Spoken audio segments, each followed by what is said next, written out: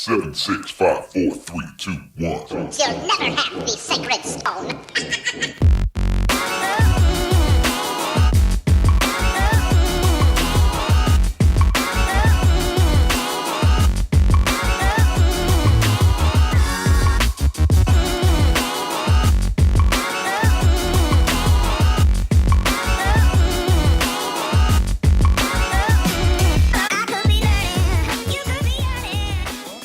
Welcome into the Vegas Squares podcast. We are sitting here in studio. I got the Tonys here on my left and right, and it is bowl season. Is it still Capital One bowl season? Is that how they word that now? Is it? I haven't seen it yet, but I don't know. It's possible. It's possible. I'm not sure. Because I'm just wondering, because I have a Capital One card, and I'm wondering if my interest rate gets jacked in December because they have to afford all the bowl games, the 47 bowl games, Capital One Bowl Week. I'm just running off on a tangent. Basically, it's a silent plea for them to just stop making me pay the credit card bill. Yeah. It's I don't know if it's been all that profitable for Capital One per se. I have a friend that works for Allstate, and I know he's talked about how that's a big thing for them, that field goal sort of scholarship deal. That's brought them a lot of good publicity and revenue because of that. So, but I have no idea how. What do you think is more profitable for them, or I guess the field goals or the Sugar Bowl?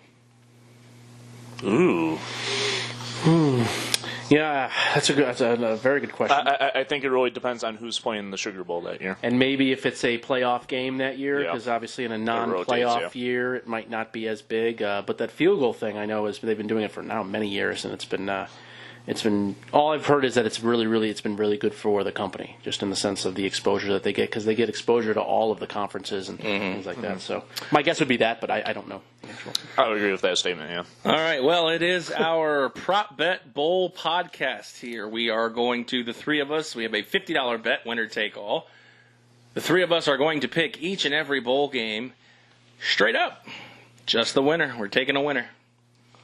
And before we start that, I am curious to know, because my favorite thing is the wacky-ass sponsors that seem to be on a rotation It's never ending, isn't it? So what I'm going to do is I'm going to play a little trivia here before we start. And I'm going to see if you can figure out, I'm going to say the bowl, and if you can figure out this year's sponsor for it. Ooh. I have a few of them on my paper here. Well, don't cheat. Yeah, I know. I'm just making sure that I'll try not to cheat either. There's two that I have written on here, so I think I'll be fine. So I'll start with the Cure Bowl in Orlando. Dollar General? Nope, I don't know. I no guess. I have no idea. Auto Nation. Yeah, would have never gotten that. Basically like a Carfax or CarMax. The Las Vegas Bowl. You should know this one. They've been on the radio a bunch. Mitsubishi? Yep. Mitsubishi Motors. I didn't know that one either. I definitely didn't know that one. The Boca Raton Bowl. What the fuck is that? Probably a bowl in Boca Raton, Florida. No idea. Yeah, not even gonna guess. I wouldn't guess this either. The Sharabundi Tart Cherry Boca Raton Bowl. Is that a type of cherry? I hope so. Okay. Okay. The Frisco Bowl. No, it's not what I thought. No. That used to be the Emerald Nuts Bowl. Oh, is that what that was? I think. I don't know. Yeah, that's kind of what I was thinking of. Something The one weird. that they play inside the baseball stadium. Yeah, I have no idea. Yeah, I'm not sure either. It is tough. DXL, Destination XL. The clothes for Clothing store? Clothing store for fat people like me. That's a sponsor? That is a sponsor. Let's see. Is weird. What else do we have? We do have a Dollar General Bowl. You are correct. And Hawaii Bowl does not have a sponsor. They've had Sheridan for a while. I think Sheridan It's pulled the out. SoFi Hawaii Bowl. Oh, sorry. So it's sponsored by a peer-to-peer lending I was going to say platform. Okay. There is the Cheez-It Bowl. Cal Cheez-Its. versus TCU. Is that Nabisco? Who makes Cheez-Its? I think so. Okay. Or maybe Cheez-Its just makes Cheez-Its.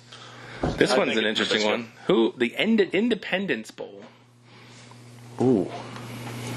I feel like that could be something southern and solid, like some sort of defense company.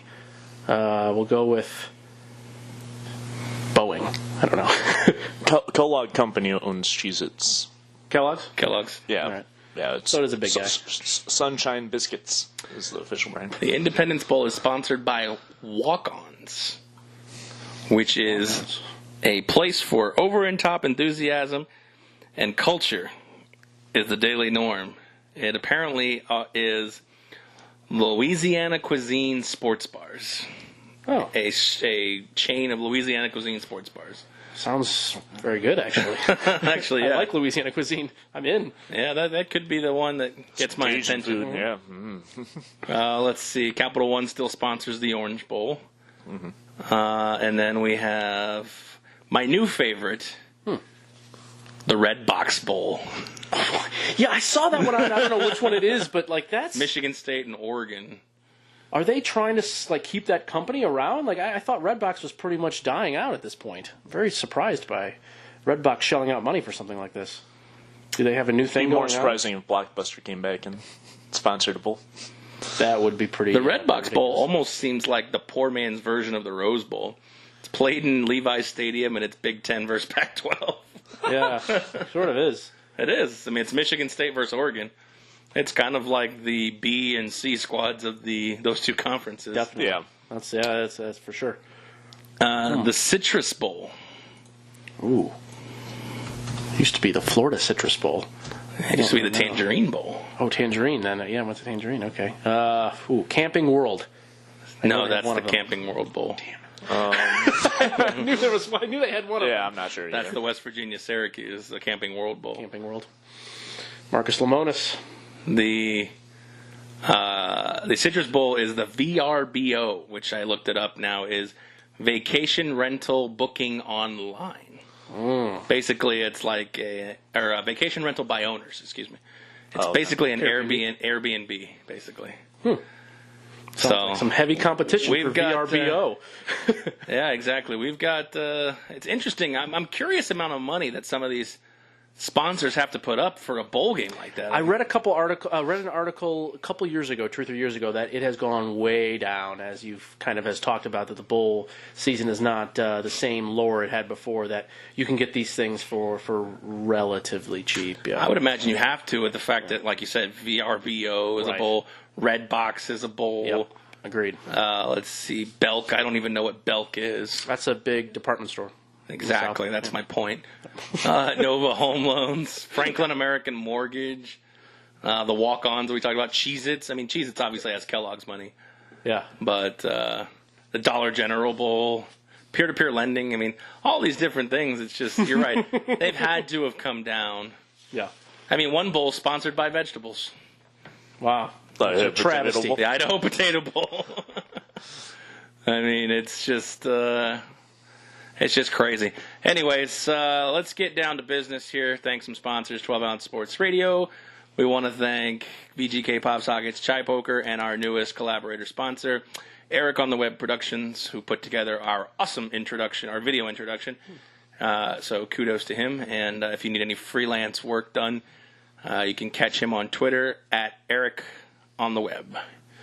All right, gentlemen, so here's how it's going to break down. We are going to go through each and every game, starting with the AutoNation Cure Bowl and ending with the Allstate Sugar Bowl.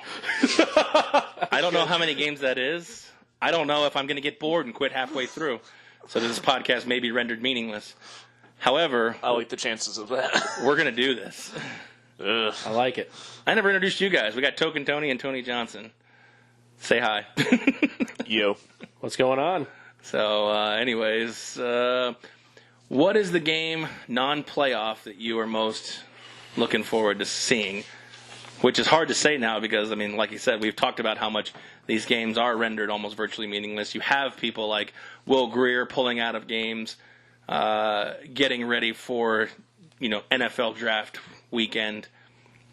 So it's going to start, I think, again, we're going to start trending toward that being the norm if we do not see a dynamic change in these playoffs or even college football in general. Yeah, I don't think it's the playoff numbers really that matter that much. I do. I think Will Greer would be playing if he had a 16-team playoff, considering they're number 16.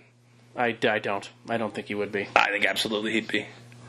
No, he's cemented into where he needs to be. I'm pretty sure for the next level, where the big money is, and I think that was a pretty easy decision for him. I wouldn't think that would matter that much. What do you think, Toby? Opinion.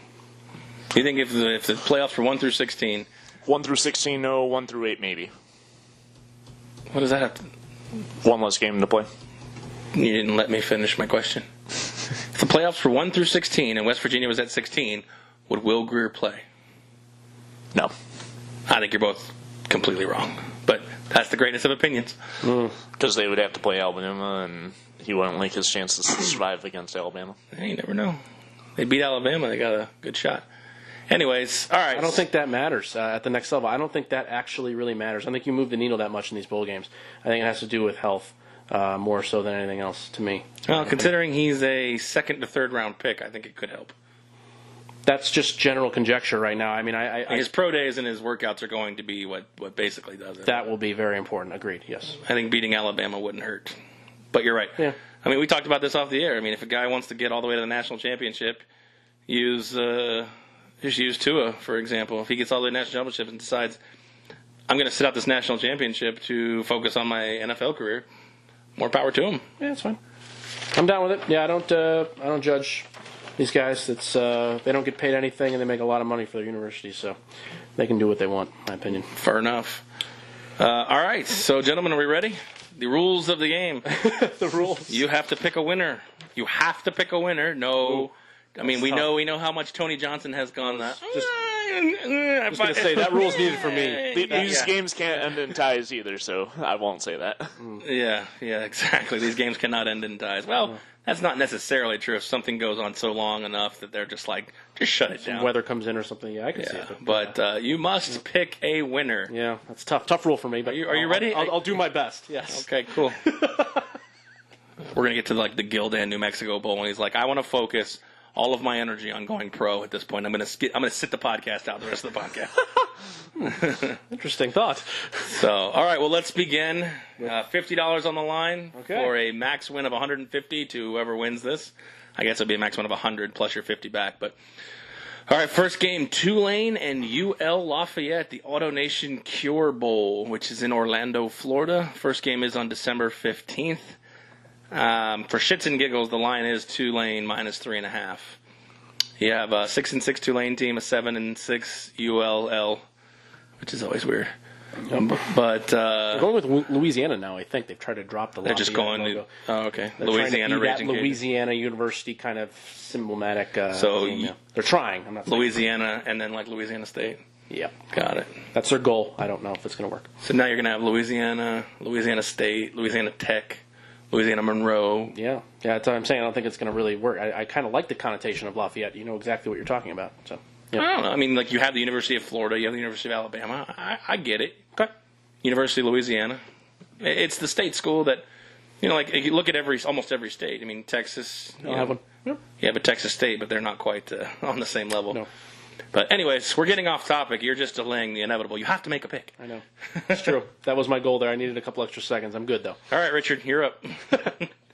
Well, starting out with this one, this is actually one of the games I feel okay about. I think Lafayette, while they've been successful, especially in Billy Napier's first season as a head coach, and he's done an excellent job there, the Sun Belt competition that he's faced is going to look a little bit different, I think, against Tulane, who is much more well-rounded, and I think a better club than they've seen pretty much all season long.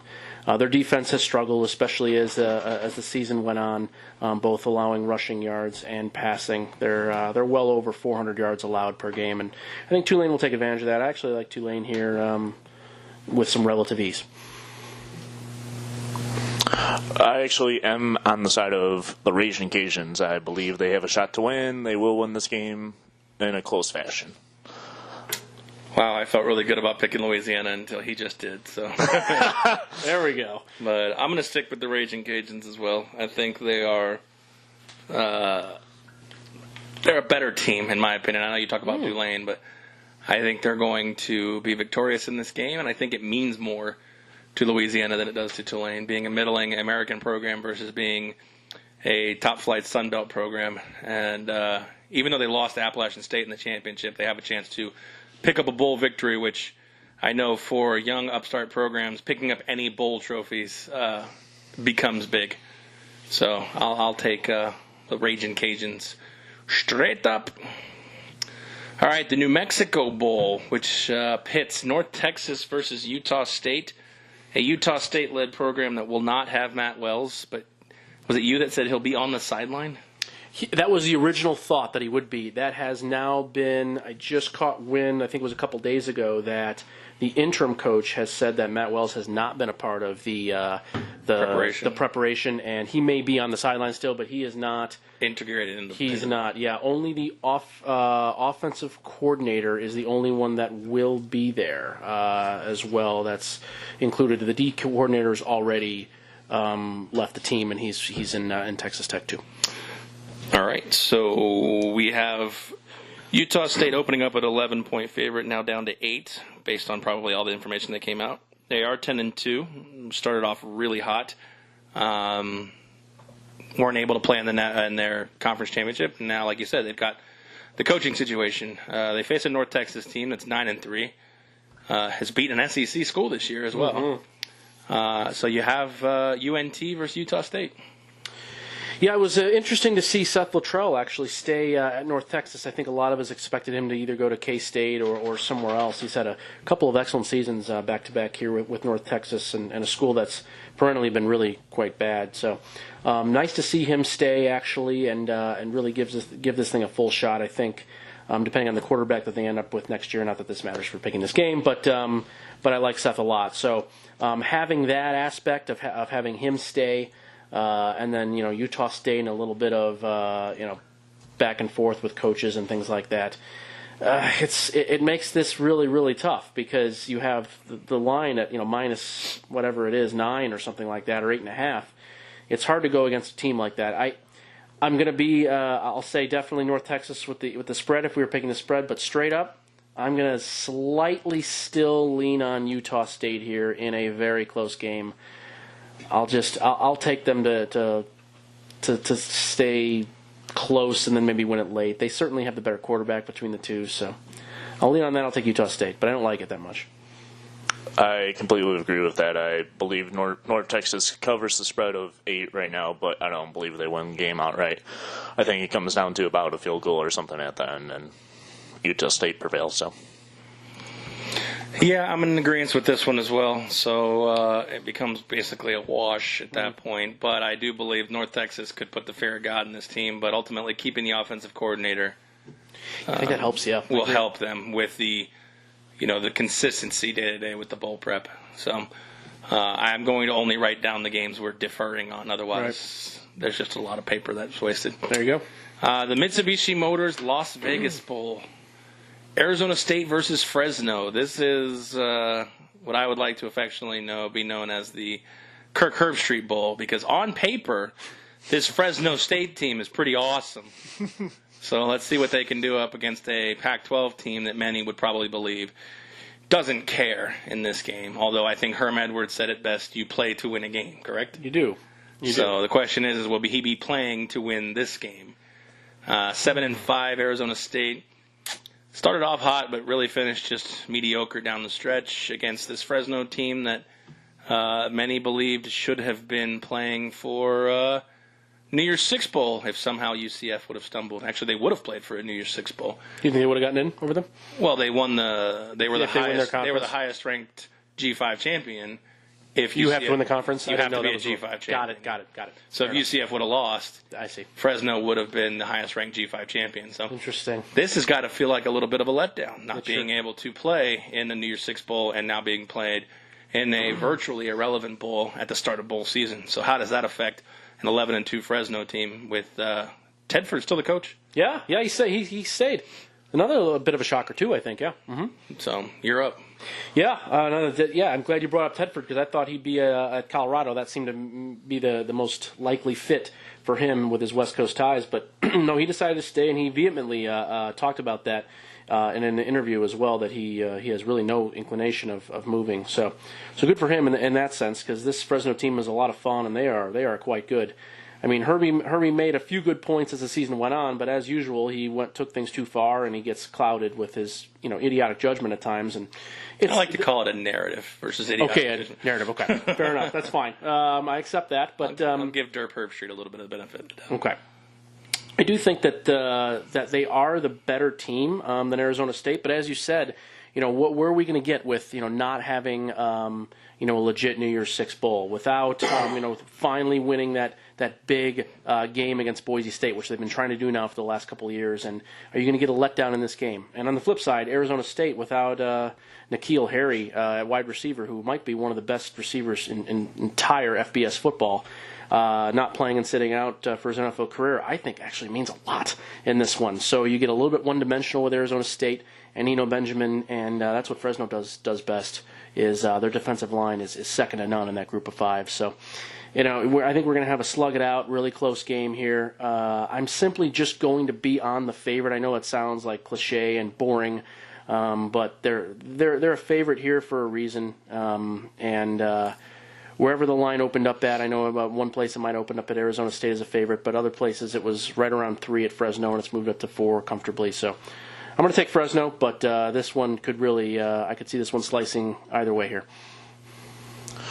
I like Fresno as well. I think they even cover the spread of 4 and win this game by about a touchdown. I think Arizona State's good, but not that great. I think Fresno's got the little chip on their shoulder that they want to play for, and should be an exciting game to watch, though.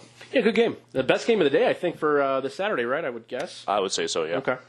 Yeah, probably. I mean, it depends. There's a lot of good teams in action, but as far as games, you're probably right. Yeah. I'm going to say Arizona State wins this game. I think it's close, though. I think it's a situation where Fresno State may let their guard down a little bit and get behind early and then spend the rest of the game catching up. I'm going to say this game is probably somewhere around the 28-27, 31-30, somewhere around a very close score. I think Arizona State's going to win this game, though, because that's what Herm Edwards does. He plays to win the game. You love that phrase. Just because when it fits. My other phrase I love on his is "Don't press send." Oh, really? I haven't heard him say that. Oh, that's pretty good. When he was working at ESPN, when all these people were coming out with idiotic tweets, he was just like, "Don't press send." Because you can write it out to get out your frustrations, but don't press send. He's right, yeah, for sure. So, all right, the Raycom Media Camellia Bowl. Where that at? That's in Montgomery. No, is that the one? Montgomery, Alabama? Yes, Montgomery, Alabama. All right. Georgia Southern pitted against Eastern Michigan. Basically a pick'em game at this point. Georgia Southern. Oh, you're right there. No, yeah, sorry. You feel just very... No, just clearing the throat. Georgia Southern, I believe... They were, Sun Belt this year? Yes. They were second in the, second-ish or so in the Sun Belt, yes, I believe. Versus Eastern Michigan, a team that you like, despite their 7-5 record, because you are very, what's the word I'm looking for? Impressed with their scheduling this year. Mm-hmm. So, Georgia Southern versus Eastern Michigan. Yeah, I'll piggyback on my Eastern Michigan love. I've liked what they've done pretty much this whole season. And if you look at, despite that 7-5 record, if you look at the games they've lost, they've all virtually been very, very close. The biggest loss they've had was the Army game, which they lost by 15. But that game was close all the way through up until the early part of the fourth quarter when Army took over after 2 touchdown drives. But their loss at Western Michigan was only by 3. The loss to Northern Illinois was by 3. At San Diego State by 3, and at Buffalo by 7. And all 4 of those teams are all bowl teams, and you could make a strong case that they are all significantly better than Georgia Southern. I think the case is pretty easy for maybe a few of them. The others are arguable, but I think this is a team that's played a strong schedule. They've played everybody difficult in the MAC. They didn't get any easy pickings from the other side of the conference there. And then when at Purdue, I still remain as one of the better wins for a Group of 5 team this year against a Power 5 team. So, yeah. All that said, I like what they've done. I like how they finished the season off. They finished the season off very strong against, again, albeit weaker opponents, but still strong to finish with 3 wins in a row. So I'm going to take Eastern Michigan here, and again, that's just based off of that. If we get into the actual game-ness of it, this is one of those bowl games that I have no idea how to actually quantify and or handicap, but I just like Eastern Michigan. I think the line being a pick, basically, you flip a coin. True. Yeah, this one I do believe the Eagles are going to win. Just not the Eastern Michigan Eagles. I believe Georgia Southern is going to win this game by about a touchdown. I think Eastern Michigan is a good team, but I believe Georgia Southern is the much better team and more competent. I don't know if I would agree with much better, but I would agree with you that Georgia Southern is probably the better team at this point. Without doing any research, I can't imagine they have too much of a bowl history as well. So I believe this is probably one of the first or second or early bowls that they've ever been a part of. Not to mention, you said Eastern Michigan's worst loss was at home to Army by 15 points. What does Army do? They run the triple option. What does Georgia Southern do? They run the triple option. I'm taking Georgia Southern in this spot. All right, we got Appalachian State and Middle Tennessee State in the R+L Carriers New Orleans Bowl, the bowl that really doesn't matter that's played in the Superdome, although both games are.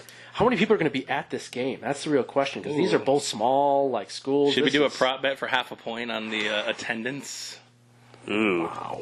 I mean, I got to think it's less than 10,000. Ooh, I'll take the over on 10,000. I would take the over on 10,000. Is that really small? Like, I don't know. I would have said, if you'd said 20, I probably would. 20, come on. No way. Well, 20 I would think, but I still might think it might get above 20. All right, let's set the line at 15. 15. I'll take the over on 15. I'm certainly on the under, as I think the 10,000 is a lot. I think it's a great line. Pat on the back, because I don't know which way to go. I'm going to take the over, though. All right, I'm writing this down. Half-point prop bet. Fair enough. On 15,000 fans. How are we going to find this out? I'm sure there's somebody that will. Official attendance, yeah. Yeah, they have that somewhere. Yeah, they'll have it on ESPN after the game, yeah. Well, is that official attendance, or how many bodies are actually in the stands? Yeah, That's because another tickets sold and things like that. So we'll do official attendance. Okay, yeah, that seems fair. All right. Official attendance, okay. App State 7.5-point favorites in this one, and I'll use to quote Kirk Herbstreit. On paper, this Appalachian State team is really good, which I would believe they are. 10-2, facing a Middle Tennessee State team that they did win conference. They did not win Conference USA. They lost by a point, right? Yeah, late to UAB. Props to you. By the way, if you want, I'll give you a 10-second spot to gloat about Northern Illinois over here, because you said there's no way. You said there's no way that Northern Illinois could win that game. I think they're going to win. I agree. Yep. I'm talking about the MAC championship. Yeah. I know exactly what you're talking about, yeah. Yeah. Did you want a 10-second spot to just... No? Okay. Yeah, I'm good. I'm content. I took Northern Illinois, but you were like, they're going to win this game. So I felt good when they had a 10-point lead early. I was like, okay, they're smashing them on offense. Johnson's not stoppable, and then he was stoppable. It's like then it all changed. Boy, I'm wrong. Yep. That is how I felt watching that game. Not good. Nevertheless, Appalachian State will begin the post-Scott Satterfield era, as he goes and takes the job at Louisville. Let's see. We have basically a team who was unstoppable under Satterfield, but does a situation like this? I feel like a situation like this matters a little bit less to a smaller school than it does to a bigger school. So I look for Appalachian State to continue rolling. But Middle Tennessee, I mean, they are in a bigger conference that they, although didn't win the conference, they were very good on defense. They played pretty well overall as far as a schedule goes, but at the same time, Appalachian State seemed to be, a team that nobody ever really wanted to face, G5, P5, what have you. So, that being said, Middle Tennessee versus App State. Yeah, I find it interesting that you see these coaching changes, and I know we'll be talking about this as the time goes on with all these coaching moves, but sometimes it's pretty clear what's going on. They've already hired somebody. Sometimes it isn't, and you have coaches jockeying for position, things like that. Appalachian hasn't hired anybody yet, but the interim coach, who was the associate assistant head coach, he had that title before, is really playing for a job. And they asked the AD this earlier. I caught this on a small article about your coaching search and does this guy have a chance? And they said he's very much involved, and we want to see how this game progresses. So I really and the prep to the game. So I do think that it actually, funny enough, matters in this one. And while the players play, and I understand that, I do think that Appalachian will not throw this one away at all. And despite not having Satterfield, I think this will be a legit game for them. On the flip side, Middle Tennessee had a very nice season, as you said. Father-son coach quarterback combination.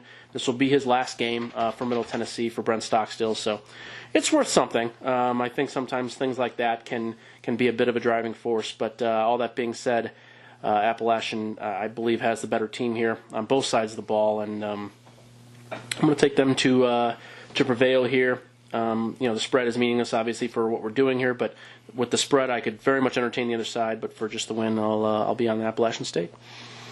Same exact words out of my mouth. I do like Appalachian State to win this game. But repeat it all.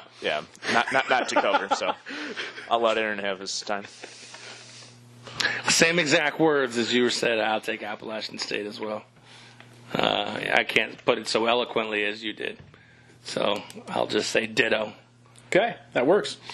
All right, that rounds out the December 15th slate of bowls.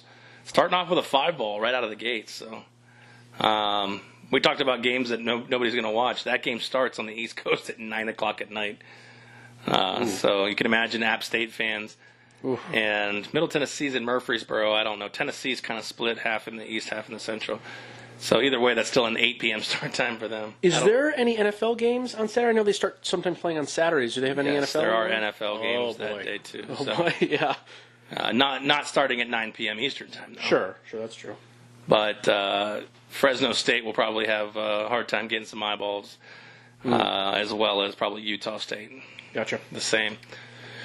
All right, so then we have Tuesday, one game, UAB Northern Illinois. This is a fun game of two teams, two conference champions, Northern Illinois and UAB, who both won their games in stunning fashion. The Blazers are a 3-point favorite here. I'm guessing really because of just not having to travel as far, but this game is in Boca Raton. You got the CUSA champ and you have the MAC champ, Tony Johnson. Very, very hard game, I think, to handicap here. Another one of those. I know that's a bit of a broken record at this point already, but tough one. I am going to just pluck out a small little spot here, and I like how Northern Illinois is one of the elite rushing defenses. You could, I think, make a strong case that they're right up there with Fresno in regards to the great rush defenses in the group of 5 teams, and that's really what UAB does well on offense. Spencer Brown and a very old offensive line, old as in regards to experience. A couple of those guys actually stayed from the previous program before they lost the program for a year, and they actually stayed on. So I think that that's been their biggest strength. They struggle a little bit early throwing the ball, at least being accurate down the field. So I like Northern to do some good work here, stopping the run. And with that said, I know I already took what I deserved for my pick of Buffalo. I liked what Northern did, especially in the second half of that game. They looked really, really good, and they looked like they almost turned a page here. So I like Northern in this game, and I think that if Spencer Brown is shut down, potentially like I think he could be, I actually have a thought that Northern might run away with this one a little bit late in this game. So I definitely be on the underdog here. Yeah, I agree with that statement. I believe Northern Illinois' rush defense is this what it comes down to, and I think they contain UAB's Spencer Brown. I think Childers has a pretty good game for Northern Illinois as well, probably 250, 300 yards through there. Wow, that's a lot of yards. That's a lot for him, yeah. In a run-based considering he has less than 2,000 for the year. I know. Well, they're going to route them then. Yeah, that's a bold prediction. Yeah, that is. That would be the bold prediction time. Yeah, you're right. But the 2.7 yards per carry on the ground for the Northern Illinois defense is going to be huge. And like you said, everything kind of funnels through Brown for UAB, and quarterback for UAB Erdley. Not going to be able to get it done by himself. 56% completion rate, and we just talked about Childers only being able to pass for 1,900 yards. Childers only passed for 1,500 yards at this point. 7 touchdowns, 7 picks. But he has had some shoulder injuries as well. So you take a lot of UAB, what UAB can do. Not only, I mean, they were conference champions, but there was a questionable call in the end of that game that, gave them the win. So I think all things, like you said, not to drag this on, but because we have a consensus pick, all things pretty much point to Northern Illinois being the winner in this game. All right, so we got the Frisco Bowl, sponsored by the DXL. Yes, nice. I couldn't think of a name. I was going to say Cheez-Its. No, that's the Cheez-It Bowl. DXL. Oh, good stuff. San Diego State and Ohio. God, Ohio has to travel all the way across the country. While, or is this in Frisco, Texas? No, it's Texas. Oh, I thought this was San Francisco. Oh, okay. So forget what I said there. They confusion. still have to travel all the way south. Yeah, both teams are traveling a decent amount here. Yeah, another game that won't be, I don't think, well attended. By either. I'd probably take the under. Yeah, why? I mean, why do they do that? I mean, It's stupid. This could be Dumb. I'm trying to find. This could be the Houston Army game. You know, I mean, yeah. They really should tailor these things to cities, but I don't know why they do it like this. I mean, especially since they really are so irrelevant. I mean, even on a smaller scale, Baylor Vanderbilt could play this game. Sure. Let's see. Let me find. Play this game in San Diego. Like San Diego hosts bowls. Like just play it in San Diego. Like what? I don't understand what we're doing here. Well, then you got to have Ohio go all the way across the country. But at least you're going to get at least some people. one. Yeah, know what's happening.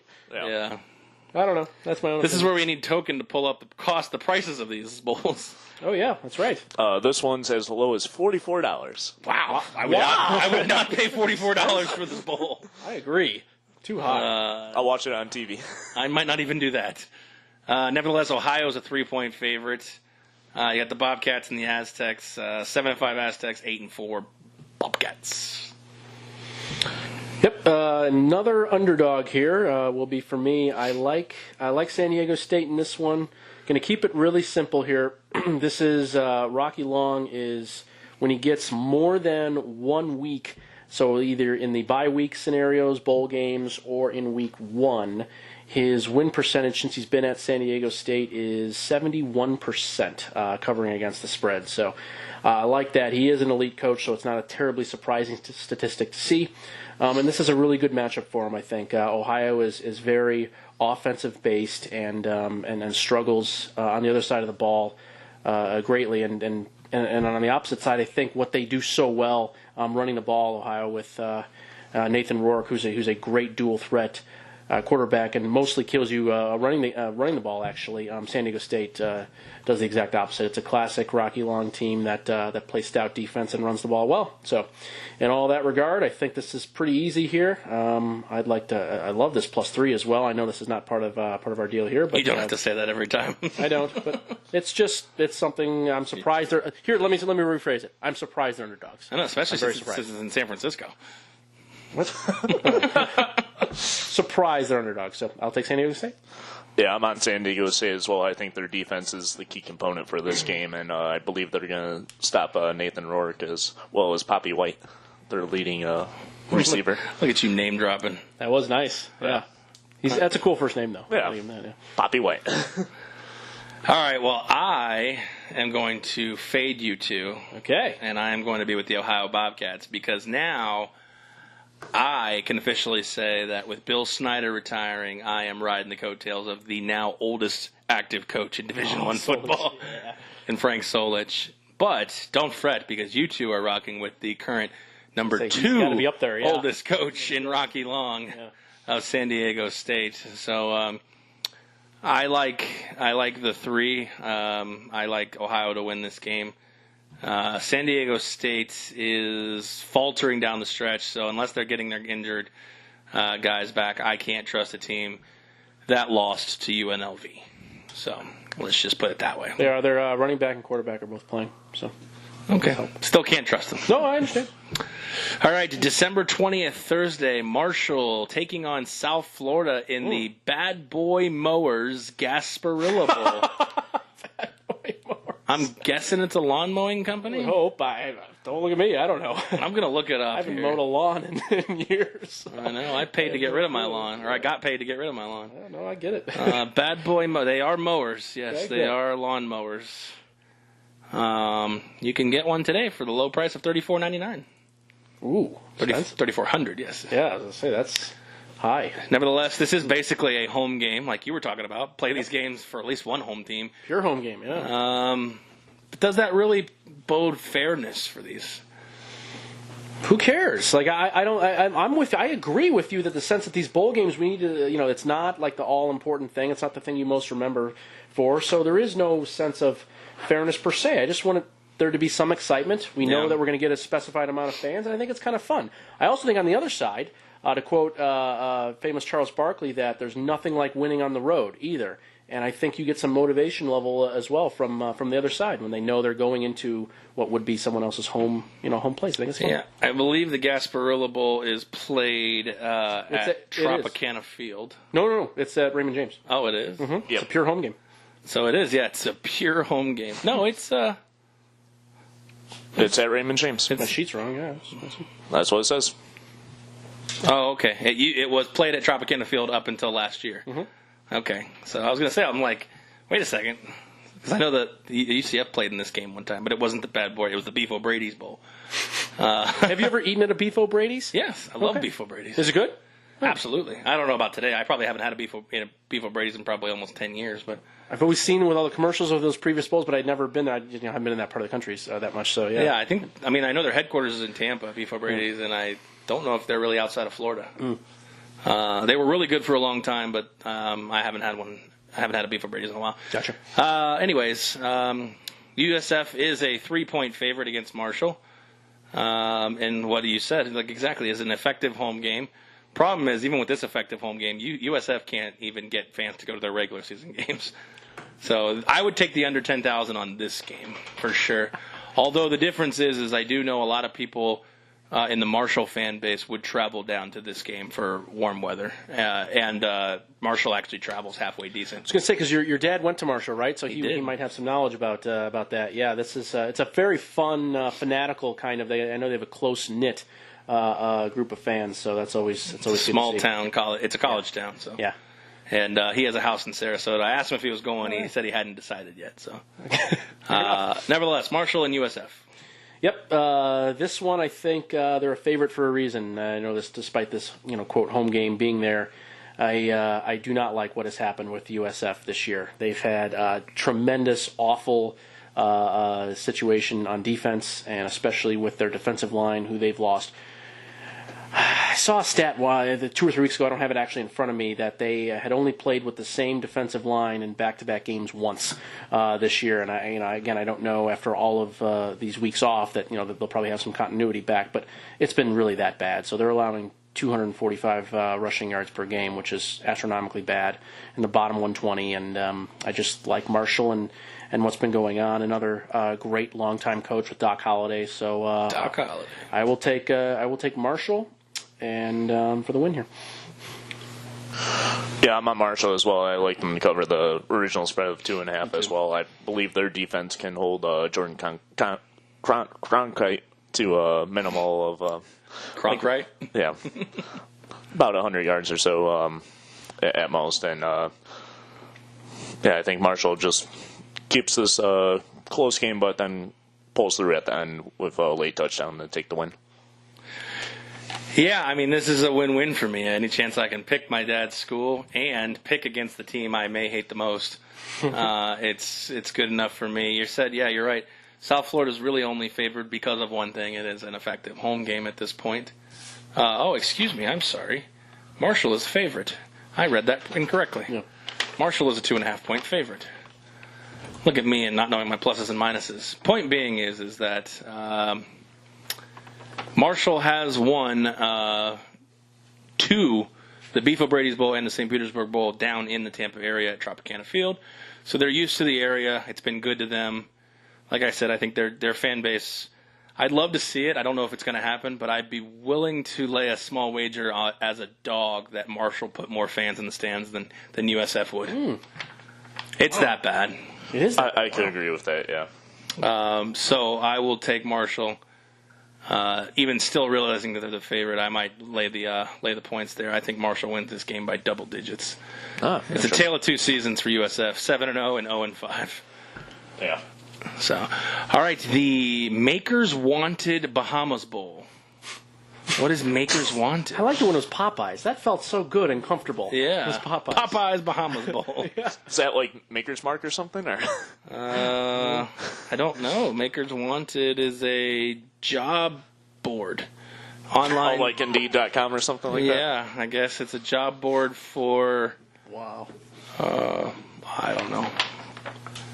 Okay, anyways, it's not that important. It's just kind of funny to try to figure out, Because basically they are sponsoring these bowls for the reasons of getting us to kind of figure out what the fuck they are. Definitely. So they're at least getting me to do a Google search on them, so can't hate on that. FIU versus Toledo. Toledo is a 5.5-point favorite in this spot.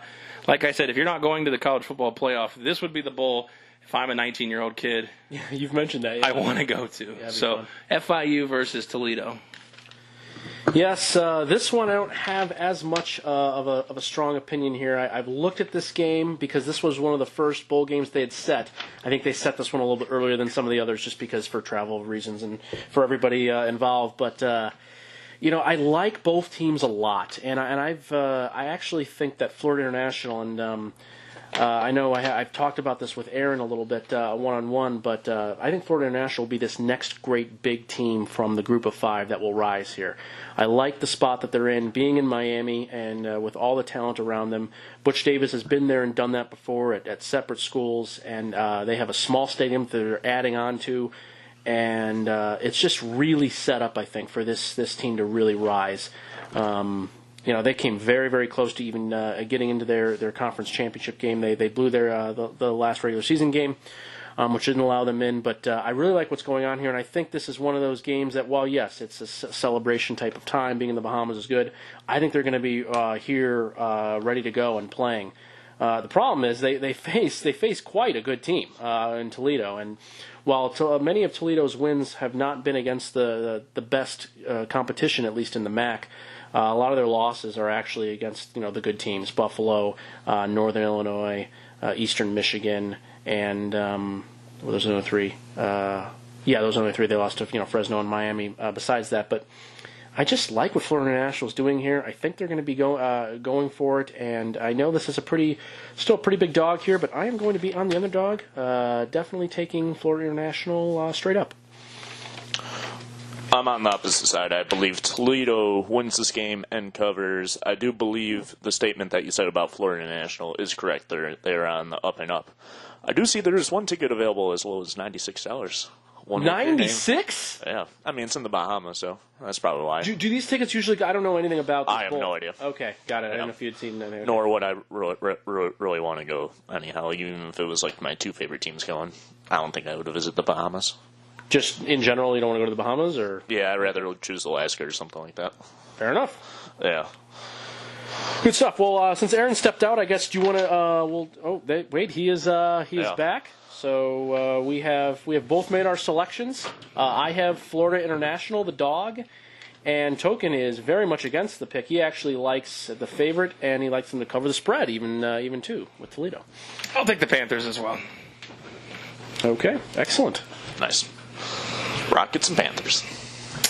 All right, so I need to update. So Tony has FIU. I have FIU. He has Toledo. Token has Toledo, and you took the dog as well. Okay, I have FIU.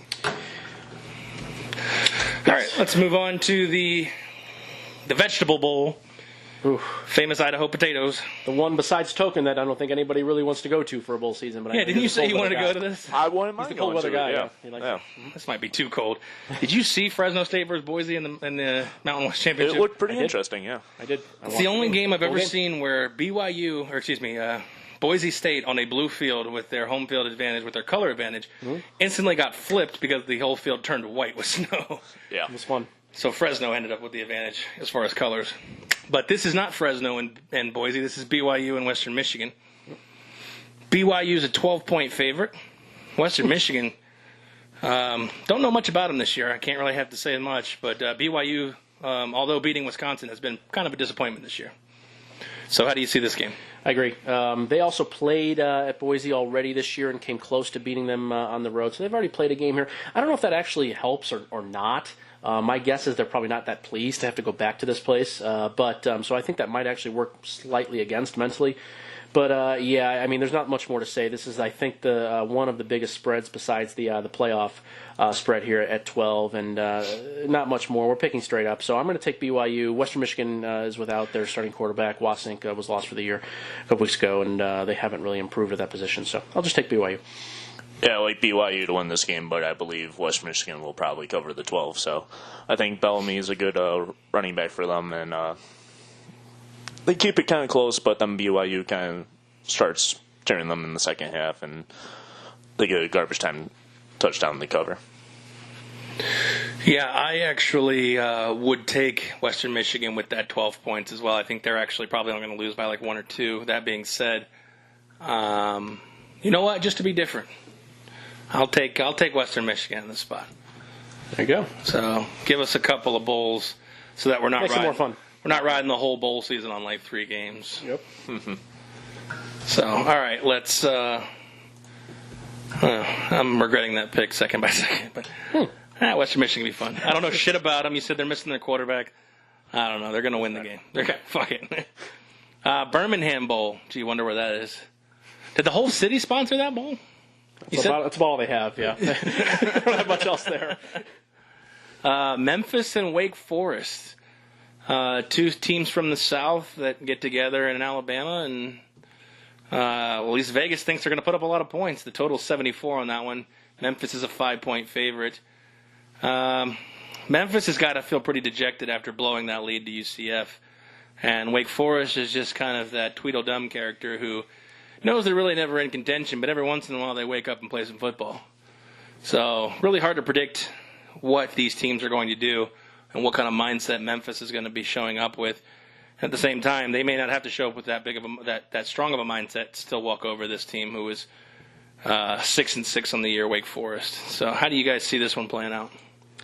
Yeah, this is one of the games where I think we have 2 really, really high-quality coaches going at it. As you've said, Wake Forest kind of always hangs around. They've been doing this for a while. Dave Clawson over there is a really, really underrated guy. He doesn't get a lot of play in the media or anything like that, but I think he's top-notch. And Mike Norvell, I'm surprised, another guy that I think was in for a lot of jobs this year and didn't actually go to any of the bigger jobs, but he'll be there in the next probably year or 2. He's a phenomenal offensive mind. So let me interrupt you for a second. I'm sorry. I did some more research. The Birmingham Bowl is sponsored by Jared Jewelers. Oh, okay. That does help with the proceedings. Okay, good. So Jared's getting their name there. That means we have to see all those he damn went to commercials. Jared. Oh, crap. All right. That's not ideal. But okay, so he slept with Jared. Yeah. Back to the game. I think there's a reason why this total is so high. That again, both of these offensive these coaches are pretty good. So if I have to figure out a spot here, and this is why unfortunately we have the rules that we have, because this is one of those games I just want to completely avoid and not think about, because I have no idea what's going to happen. As you said, I think Memphis losing that game might actually play into this thing a little bit. I mean, are they really going to be here and be around? Whereas Wake Forest has still a lot of young guys that they're playing. I kind of like what's going on there. So. They just don't play any defense. They play like 0 defense. I'm going to take Memphis, unfortunately. I do think it's going to be a close game. You could easily convince me to go on the other side here. This is one of the harder ones, I think. But I'll be on Memphis. Yeah, this one is a hard one to definitely consider. I do like Memphis to win this game, but I would lean towards Wake plus the 5 if I had to choose against the spread. So Memphis is my pick as well. I believe they can put up more points. So, well, hate to be consensus, but I think Memphis is the pick in this game, and I think Memphis is going to roll. So really, I don't think they'll have any problem covering the 5 points. It's interesting. But yeah, I think you're right. Wake plays no defense, and Darrell Henderson could run for 400 yards in this game if he wanted to. All right, let's move on to Houston at Army in the Armed Forces Bowl, sponsored by Lockheed Martin. And this game will be played in Fort Worth, Texas, home of the Horned Frogs. Houston will be without Ed Oliver because he will be preparing for the draft. That's what we're calling it. Mm-hmm. And Army is Army. I mean, triple option. There's not what you see is what you get. There's not really much to them. The line is Army a 3-point favorite, despite even traveling down into Texas at this point, facing a ranked opponent. What do you think? I think the Ed Oliver thing is interesting. It's my guess is, and from watching a lot of Houston this year, and Ed Oliver missed quite a few games, I don't think he's nearly as meaningful or as much of an important factor than people realize. Now, I don't know if that means anything for the next level. That's a whole other discussion. But I think he's been quite an overrated player, at least in the college football ranks. So, and Houston played quite well on both sides of the ball without him. So I don't think that matters all that much. I like what Houston did against a triple option Navy team earlier this year.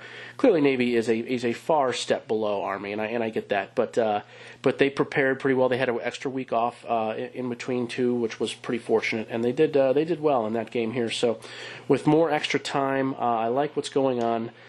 The drawback really remains is that with Derek King out, which is I think far more important than Ed Oliver, is the backup quarterback, who's a true freshman, was horrible in their last game. He doesn't seem to be a great runner.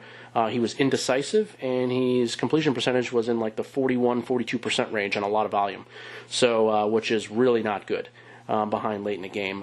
I just don't like what's going on there. So that being said, despite the fact I think they will play some pretty decent defense against Army, I am going to take Army here, but I wouldn't want to bet on it with the spread, so we'll take Army straight up. I'm actually going to take Houston this one. I believe they have what it takes to stop Army's triple option and all that. I think this one will be a close game, but Houston wins by about a field goal towards the end. So I'm with Token on this one. I think Houston is going to win. I think Toon is going to use his playmakers. I think they're not going to open up the playbook too much. Basically, in a dink and dunk style offense, keep the ball away from Army as much as they can. I know they play a high-flying style of offense, but at the same time, they may actually play Army's game, ball control. They do have Patrick Carr, who ran for 816 yards and 5 touchdowns. They may lean on him more so than, like you said, having to rely on a guy who throws for under 50% completion in 4 games. That doesn't really bode well. Ed Oliver, like you said, a defensive tackle at the end of the day for college football, doesn't make too much of a force, a game-changing force like say an Aaron Donald in the NFL. So I'm with Houston, and I'll be on the same side with Token Tony. As much as it pains me to have to go the unpatriotic route, this is back-to-back 10-win seasons for the Army Black Knights, but I think that's all they get, 10 wins. Excellent. All right, let me finish updating our picks and moving on to Buffalo versus Troy. Buffalo-Troy in the Dollar General Bowl. Is that the old Little Caesars Bowl? I thought that's Detroit, isn't it? Yeah. No, this is Alabama. It's in Alabama. Why are there bowls in Alabama? It's warmer. Yeah. It ain't that much warmer. You got to put bowls in Florida. Put them in Naples and put them. What do you say is Orlando? What's colder, Alabama? Well, there's just three bowls in Orlando. I saw that this year. Yeah, there's 3. I think they added one. Yeah. Well, they have the Cure Bowl, they have the Camping World Bowl, and the Citrus Bowl, right? Oh, I didn't know if the Cure Bowl was always a thing. Okay. It wasn't always. It's only been around for. Okay. Actually, I was at the inaugural Cure Bowl. Well, I wasn't at the game, but I was there when they announced it being a bowl. So, food for it's a little that's good stuff. Yeah. A little nugget. It's not anything exciting, but it's like I told you, I did a lot of radio in Orlando during my time there, and you have to cover things like that. That's it. It's news. So. I wish there was a cure for all of the boringness that is these bowls, but I like them. I still like to watch all of them. Should make the toilet bowl. I'm a weird guy, I'll admit that, but I do like I like to watch all the games. I like to watch the matchups. There's some matchups that do intrigue me, but like you said, with Utah State, no head coach, Fresno State let down opportunity after not being there. There's a lot of there's some, yeah. Yeah, I mean, like Marshall, South Florida interests me more than probably the average fan for obvious reasons. Right. San Diego State, Ohio piques my interest as a sports fan, but you look into like those kind of weaker conferences sometimes to find an interesting spot. Yeah, but on a Friday, I'm not watching the Bahamas Bowl, so yeah, I'm definitely not watching the Idaho Potato Bowl. So you take some with a grain of salt. Back to Buffalo Troy, another Alabama bowl game, which does feature a home team, but the better team, well, at least Vegas thinks the 3-point favorite, Buffalo Bulls. Come strolling in here.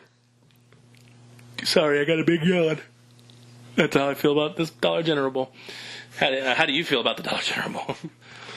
It's another intriguing, awful matchup, really, to try to handicap, because you have two teams that do things very differently and in quite different conferences too. So I've struggled with this one a lot as well.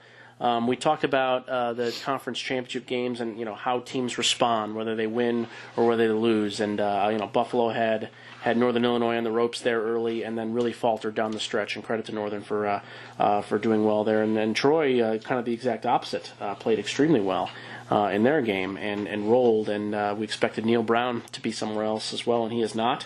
They have not re-upped his contract, though, which is sort of interesting. I kind of expected that to happen because he's only got 1 or 2 years left. But the expectation is that he will be gone soon as well. And this is new territory for Buffalo. Buffalo winning all these games this year, I think is meaningful here. I think the fact that they've beaten a lot of really good teams, including Power 5 teams. Troy had a win against Nebraska, but that was very early in the season when Nebraska was still trying to figure out what they were doing. And since then, they've played well, but they've not been crazy over the top. So I'm going to take Buffalo here. But I don't love it. I don't love it at all. Troy's, I know, still quite good. But and the game's only 2 hours away from their stadium.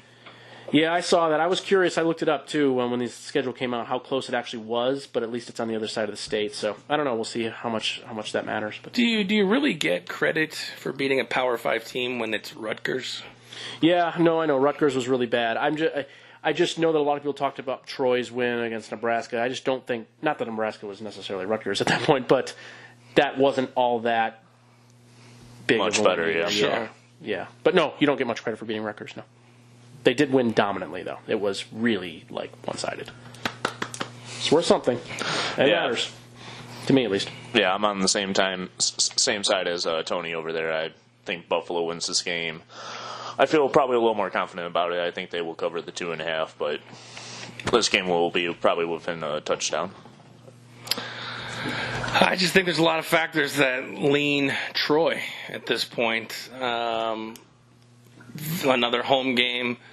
Buffalo coming off a heartbreaking loss just, 3 weeks ago to, Northern Illinois in a game that would have meant so much more to them, winning the MAC title versus winning the Dollar General Bowl.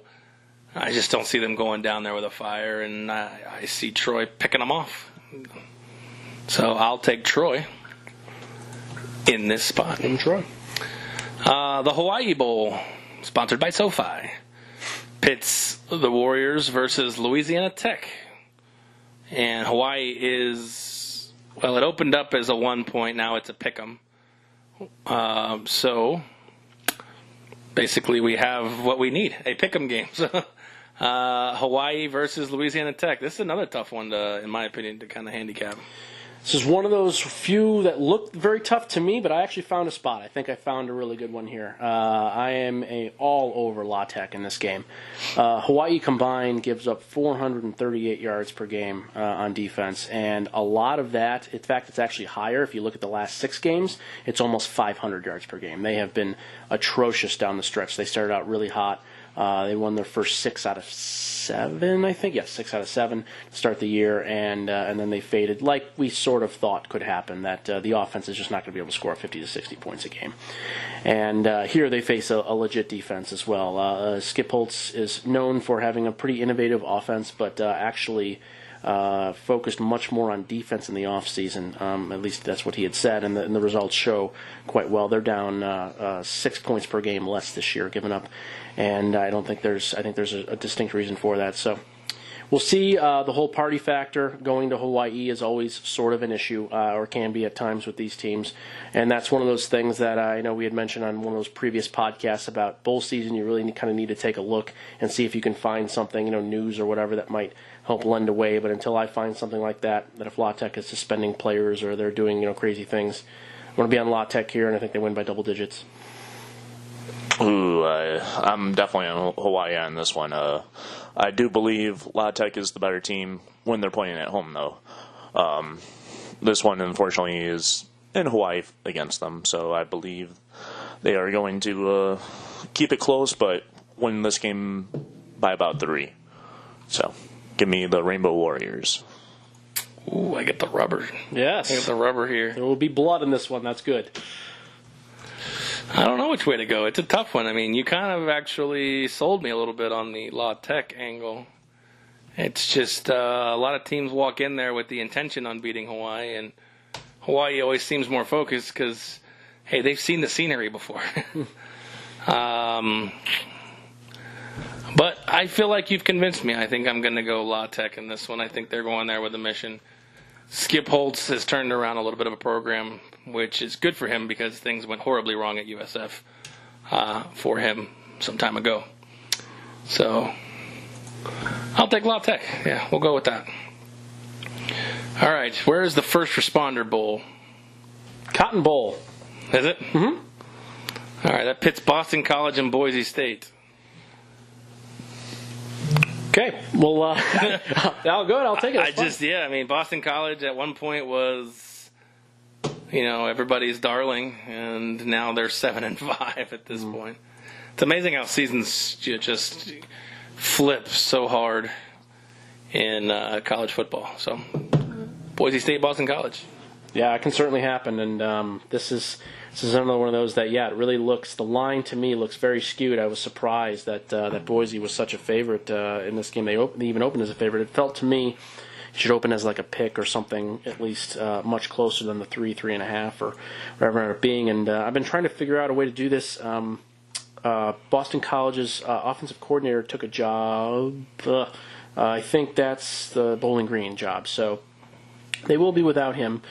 And which is, I think, actually pretty important because Steve Adazio, the head coach, is a defensive guy. So I don't know how that's necessarily going to play out. They don't do anything spectacular or anything really crazy. They do run through, their large, legit running back, and I think there'll be more of that here. It's a tough matchup. Boise always really seems to show up in these games, and how will they respond as we've talked about to that close, tough loss against Fresno in the championship game there. So, I'm really a fan of BC in general. I am one of those guys that fell on that wagon, and I guess I'll stay out for this one, and I'll take the underdog here, BC straight up. Yeah, I was thinking Boston College as well. I believe even with that coaching movement. They still are probably the better team in this matchup, and Boise State hasn't done horribly too much to impress me, especially losing the Mountain West title. I actually disagree wholeheartedly. I think they're the better team. They play more up-tempo, and I think Boston College is on a free fall. They just can't grasp onto anything to get them back up. This is a big game for Boise, where it's not a big game for Boston College, so. I say the turf's not blue, but I really didn't have anything for that, but Boise State wins. Turf's not blue, but my money's green. I can go with that. You could. Save it a little bit. Yeah. Let's just go with segue to the Quick Lane Bowl, which I think is in North Carolina. Detroit. Close. Just a bit outside. Minnesota versus Georgia Tech. Georgia Tech, the favorite right here. 6-6 versus 7-5. Kirk Herbstreit. Oh no. Let's hear what that clown has to say.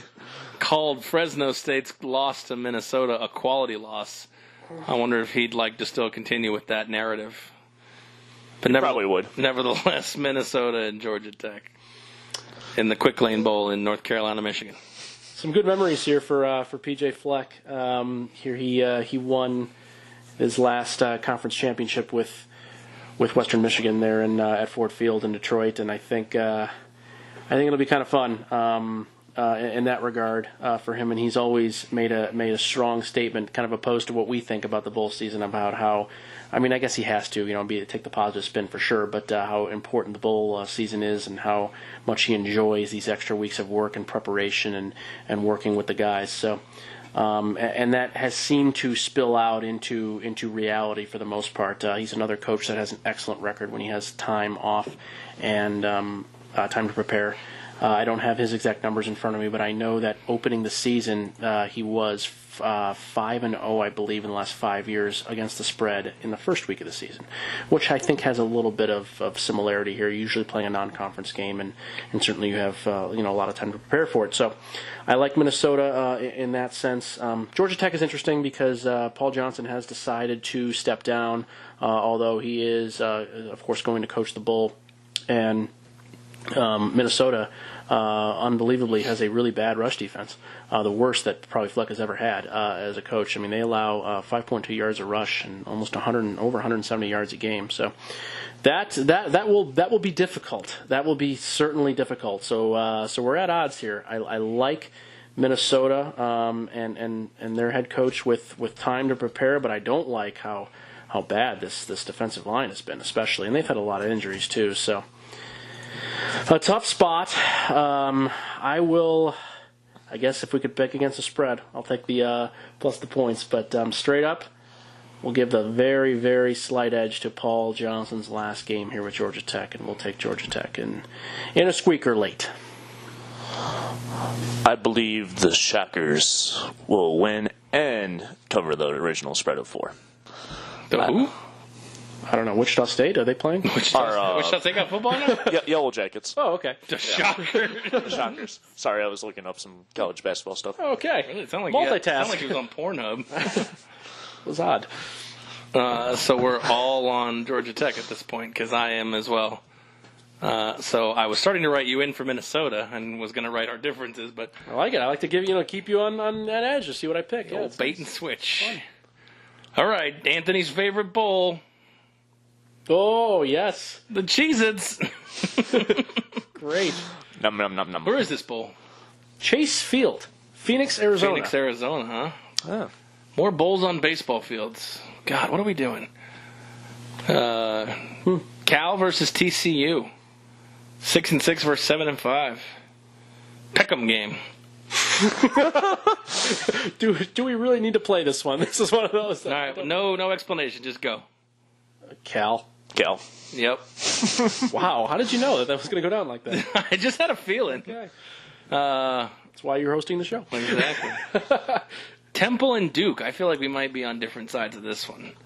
So the Walk-Ons Independence Bowl. I guess when I go down to the Bible Belt, I got to check out this Walk-On Sports Bar. Yeah, that is. I've never heard of that either. But sounds interesting. Cajun style cuisine. I'm always in. Always in. If it's anything like a Twin Peaks or a Hooters, that plus Cajun style food. Oh, okay. I see what you mean. I was like, no, I don't want that type of food. But the scenery. I got you. You've piqued my interest. I see. There you go. That was solid. Temple 3.5-point favorites here, and this is Independence Bowl in Shreveport. Yes.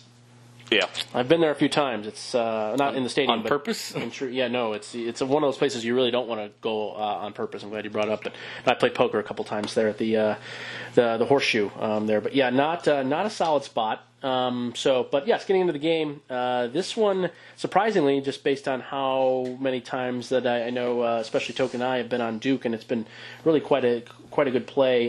Duke, except that Wake Forest matchup. Duke. Yeah, except that. Yeah, exactly. And added to that, Duke really faded down the stretch. Duke, your offense. Really faded down the stretch. And, so the problem is Temple also just lost their coach, funny enough, to Georgia Tech, and he will not be coaching in the game. But the interim coach was actually the interim when Matt Rule left for Baylor as well. So he has some experience here. He's been with 4 regimes in Temple. So John Chaney, one of those regimes? No. Well, actually, maybe. I don't know. I forgot when Chaney retired, but he could have been close. Did he get fired? Did he retire? No, I had to have been retired. $1 bet. Retired or fired? I will accept the bet. John Chaney's like one of my favorite people ever. He did not get fired. Never get fired.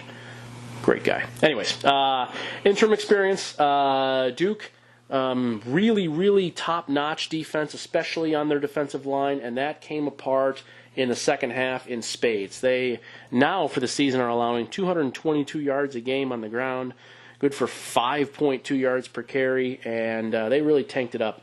Temple, I like what they can do on the ground, especially. Like this team a lot. I will take Temple here. I'd lay points, but we don't have to. So straight up Temple. I think we're going to get a push. Pressure from the Temple boosters. He announced his retirement. So he's probably going to get fired. So you win on technicality. This is according to Wikipedia, so someone might have just updated that as we were recording. Oh, I'm sure they did. Yeah, in front of everyone's mind.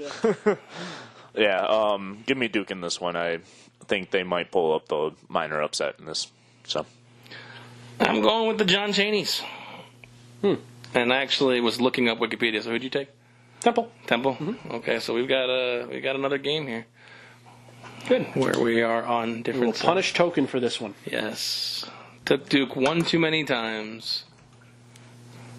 So we're up to 1, 2, 3, 4, 5, 6, 7, 8, 9. We're up to 11 games where we all have at least some difference of opinion. Yeah. Nice. All right, the New Era Pinstripe Bowl, which would have been a bowl great for Syracuse since they've already played there. But nevertheless, it's Miami versus Wisconsin.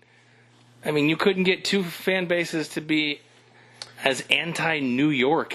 Well, maybe Miami, but I think there's some people that because Miami spreads out a lot, and they have a very big law program in Miami. My guess is there are going to be quite a few people. I think they'll outnumber Wisconsin, but I mean, Wisconsin's not going to New York on the 27th of December.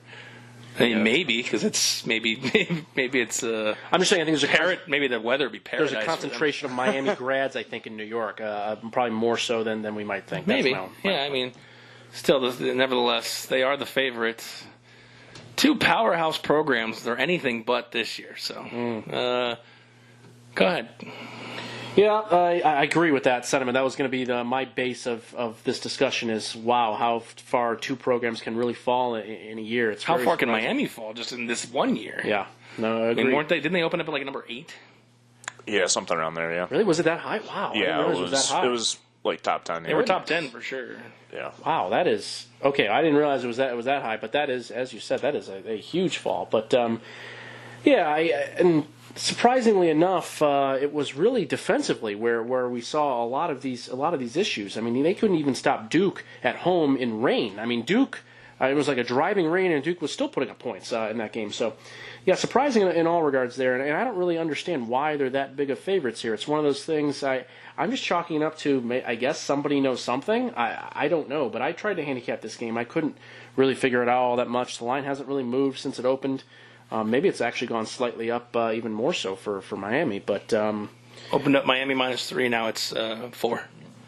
Okay. Yeah. I see a couple 4 sprinkled in here throughout the Vegas area. So yeah, I guess I'm just going to go with that because I know nothing else. And Wisconsin has not impressed me at all. Despite how bad Miami's been, Wisconsin has been almost arguably worse. So I'll take Miami.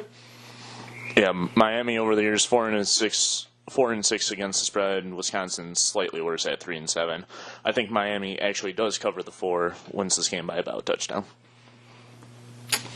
Yeah, I'm on Miami as well, just for no other reason than they both suck. Somebody's got to win this game. All right, let's move on. Are we all in Miami? Yeah. Okay. Baylor and Vanderbilt. I know this game's in Texas because it's the Texas Bowl. Ooh, are you sure about that? But let me try to guess. Yeah, where is it? It's in San Antonio. Nope. It's close, at least geographically, but yes. Yeah. Austin. Yeah. It's in Austin. Is it in? No, Houston. I thought you. I thought you were saying Houston. Oh, Houston. No, it's at the Dome. Reliant. Okay. Or NRG or whatever it is. Nah. I don't know what it is. Anymore. NRG. They're all energy companies. It doesn't matter. Yeah. It is at the NRG. Vanderbilt was a 6-point favorite to open up, down to 3.5. Oof, craziness. You think Baylor's going to get a big contingent down to Houston? Maybe a few, but no, not big contingent. No. One of those games that I mean, how well spread is this going to be? Are Vanderbilt people really going to show up in something like this? No, I don't think so. This doesn't really seem to fit that profile. But looking into the game, both teams are pretty much relatively solid in all facets. I mean, you could make a good case that Baylor certainly has a worse defense, but they never really fell apart this year, and they got better in a lot of aspects as the season went on. It's a tribute to, I think, how well that team is coached. And while Matt Rule is not ever going to wow you, he's not ever going to, I don't think put up gaudy numbers in any regard. He is a strong, fundamentally sound coach. and it's pretty much exactly what Baylor needed after all that awfulness they went through. And I just think that in that sense, it's hard to be betting against Matt Rule in these games where he's kept games close against really good Big 12 teams.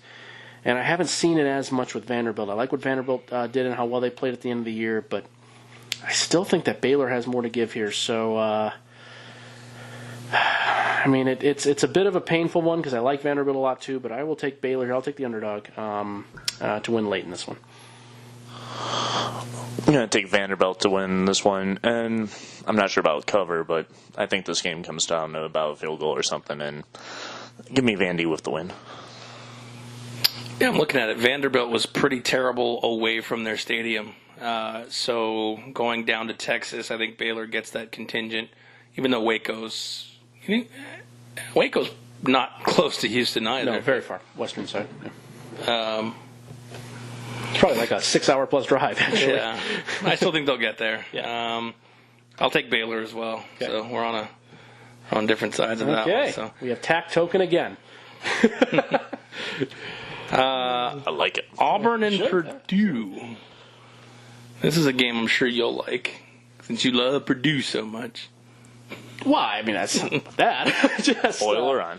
I don't know why the Vanderbilt-Baylor game, they should just reverse these. Vanderbilt-Baylor should be playing in Nashville. That would be kind of fun. But, nope, this is a weird game here. I mean, Auburn sort of showed us that when they are not pleased to be in a game, they won't show up. And while I still give UCF a lot of credit for winning the game last year, Auburn didn't bring it, and I'm trying to figure out how Auburn is going to bring it here against Purdue in kind of a weird spot on a non-New Year's Bowl. It's not even anything big at all. Early in the morning, it's just it's sort of a strange game. I'm just trying to find motivation in this one, and I don't know. I can't really seem to do it.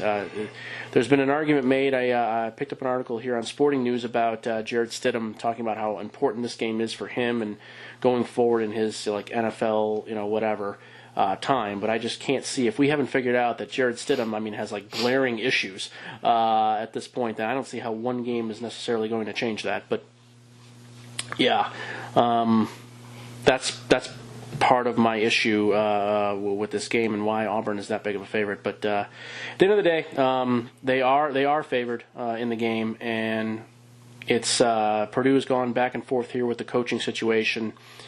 I'm just not sure that they're going to be fully invested and fully involved either. So I will take Auburn in a tightly contested game, but I don't really want to watch this one. This is not one of my favorites on the whole slate. Yeah, that's how I feel too. Exactly. Yeah, I'd rather not watch this one and see I didn't. So, give me Auburn in this. I think Purdue's highly overrated, and even though Auburn probably doesn't give a fuck about this game, but I think they partially show up. So, I don't know. I just want to be different in this one. I think Purdue, like you talked about, having more to play for. And Auburn having virtually nothing to play for. Purdue getting to 7-6, I think, means a lot for their season, and beating an SEC opponent, because the Big Ten's big narrative all year was that we can compete with the SEC. Well, this is going to be one of those games where they have a chance to show it. I know in bowl season when they try to make these games into something, they try to make these conference records against each other. So this is this one, and then Florida, Michigan's another shot to really have some chirping chips for the Big Ten. That's an interesting way of putting it. I like it. Chirping chips. Good poker. When you play poker, the guy who's quiet or all of a sudden gets some chips, all of a sudden start talking, then loses the chips and is quiet again. Chirping chips, yep. And then all of a sudden gets chips back and then wants to talk shit. I call them, they get chirping chips. Yep. I'm not a fan of those people at all. I never said you were a fan of them. I'm just saying that's chirping betting disc. Is that an actual term? I've just never chirping heard that chips. Term. Yeah. Okay. We used it before, yeah. Oh, interesting. Okay. Yeah. So there you go. Learn new things. Especially in tournament for a guy play. who sits around a poker table a lot more than I do. I would think you've heard chirping chips before. I honestly haven't. I know that's why I'm kind of shocked by this thing. I believe you that it's a thing, but I just had never. I know exactly the type of person that you're talking about. That I'm very well aware of. But Yeah, I never really thought of it in that, or never heard that term. So right on. All right, the Camping World Bowl will not feature Will Greer for the Mountaineers. So this game has taken a sudden turn on the line. West Virginia was a 7-point favorite. Now they are only a 1-point favorite. Even the total has gone down almost 8 points at this point. Syracuse, I got to assume Dungy's going to play. This game obviously is going to mean more. West Virginia probably get a pass for not winning this game, in my opinion, because of the fact that their number one quarterback decides not to play. So West Virginia versus Syracuse. Yep, I liked actually Syracuse, at least in the covering aspect, and maybe having a chance to win, even with Will Greer playing. So this one is pretty easy, I think, for me. I don't think West Virginia is going to completely lay an egg and just be, a 0. But yeah, this one I would expect Syracuse to be definitely motivated in this one. This has been their season and their signature season over the last, I don't know, when the last time they had a great season. And this is great for them. So probably Donovan McNabb years would be my guess, yeah, and Kevin Johnson and that group. But yeah, that would be where I would be, and I'll be on Syracuse here, getting the points and straight up for sure. Yeah, I'm Dale Tony in that one. I think Syracuse gets some chirp and chips in this contest. Oh, there it is. It's like a late night act. It's not going here. to be a theme now. No, it's not. First and last time I use it. You know, it would be fun if somehow in this game we saw David Sills come play quarterback. Ooh, be interesting. He won't, but I mean, you remember David Sills, the story of David Sills, correct? I do, yes. So that'd be interesting if he walked in there and played a little QB. That'd be fun, I think. But because we could definitely see a trick play involving him for sure, especially in the. I just don't think it's going to happen. But we're all on Syracuse with this one. I think I like you said, I liked the cover with Will Greer playing, and now I'm gonna take them outright. Although it feels like that's what Vegas wants everybody to do, I'm gonna ride the square play. Iowa State, Washington State in the Alamo Bowl. Here's another one where it's like, Washington State was in playoff talk, and then losing the Apple Cup has basically derailed their season. So 3.5-point favorite Cougars taking on the Cyclones, who just got by Drake. Nice call on Token Tony's part. He was dying to see that game. He thought it would be the closest game of the weekend. Do you remember that? Oh, yeah. It actually was. ISU and Drake. There you go. I forgot, yeah. Yeah, right. they were, I believe I saw offshore, they were 41-point underdogs, and they lost by... Yeah, I said they were 30-something point underdogs on the state side. So. Oh, I thought I remember seeing the line actually come out at stations, because they put those lines out usually on the game day, and it was like 41 or 42. Yeah. Okay. So either way, there you go. That would have been pretty cool. They lost that one, but yeah. So I don't know. Was it on me? Okay. So that's the old poker saying. If you have to ask whose turn it is, it's probably your turn. Okay, that's a saying I've heard. Yeah. So this one opened at 6.5. Tony also can't spot the fish at the table half the time either. That's always a sign. So where the fish be at? Yeah, fish be mean. I don't like it, and again, I'm going to not beat a dead horse here, but I've talked about not making bets right away, kind of letting things settle in, figure out what's going on. This is one of those lines that I wish I'm kicking myself, because I saw it open and I was like immediate thought of you have to take the +6 or 6.5, whatever it was, Iowa State. And now that it's down to 3.5 or 4, I'm a bit frustrated by that, not getting on it early. But again, I'm not deterred here. This is, I think, a great spot for Iowa State.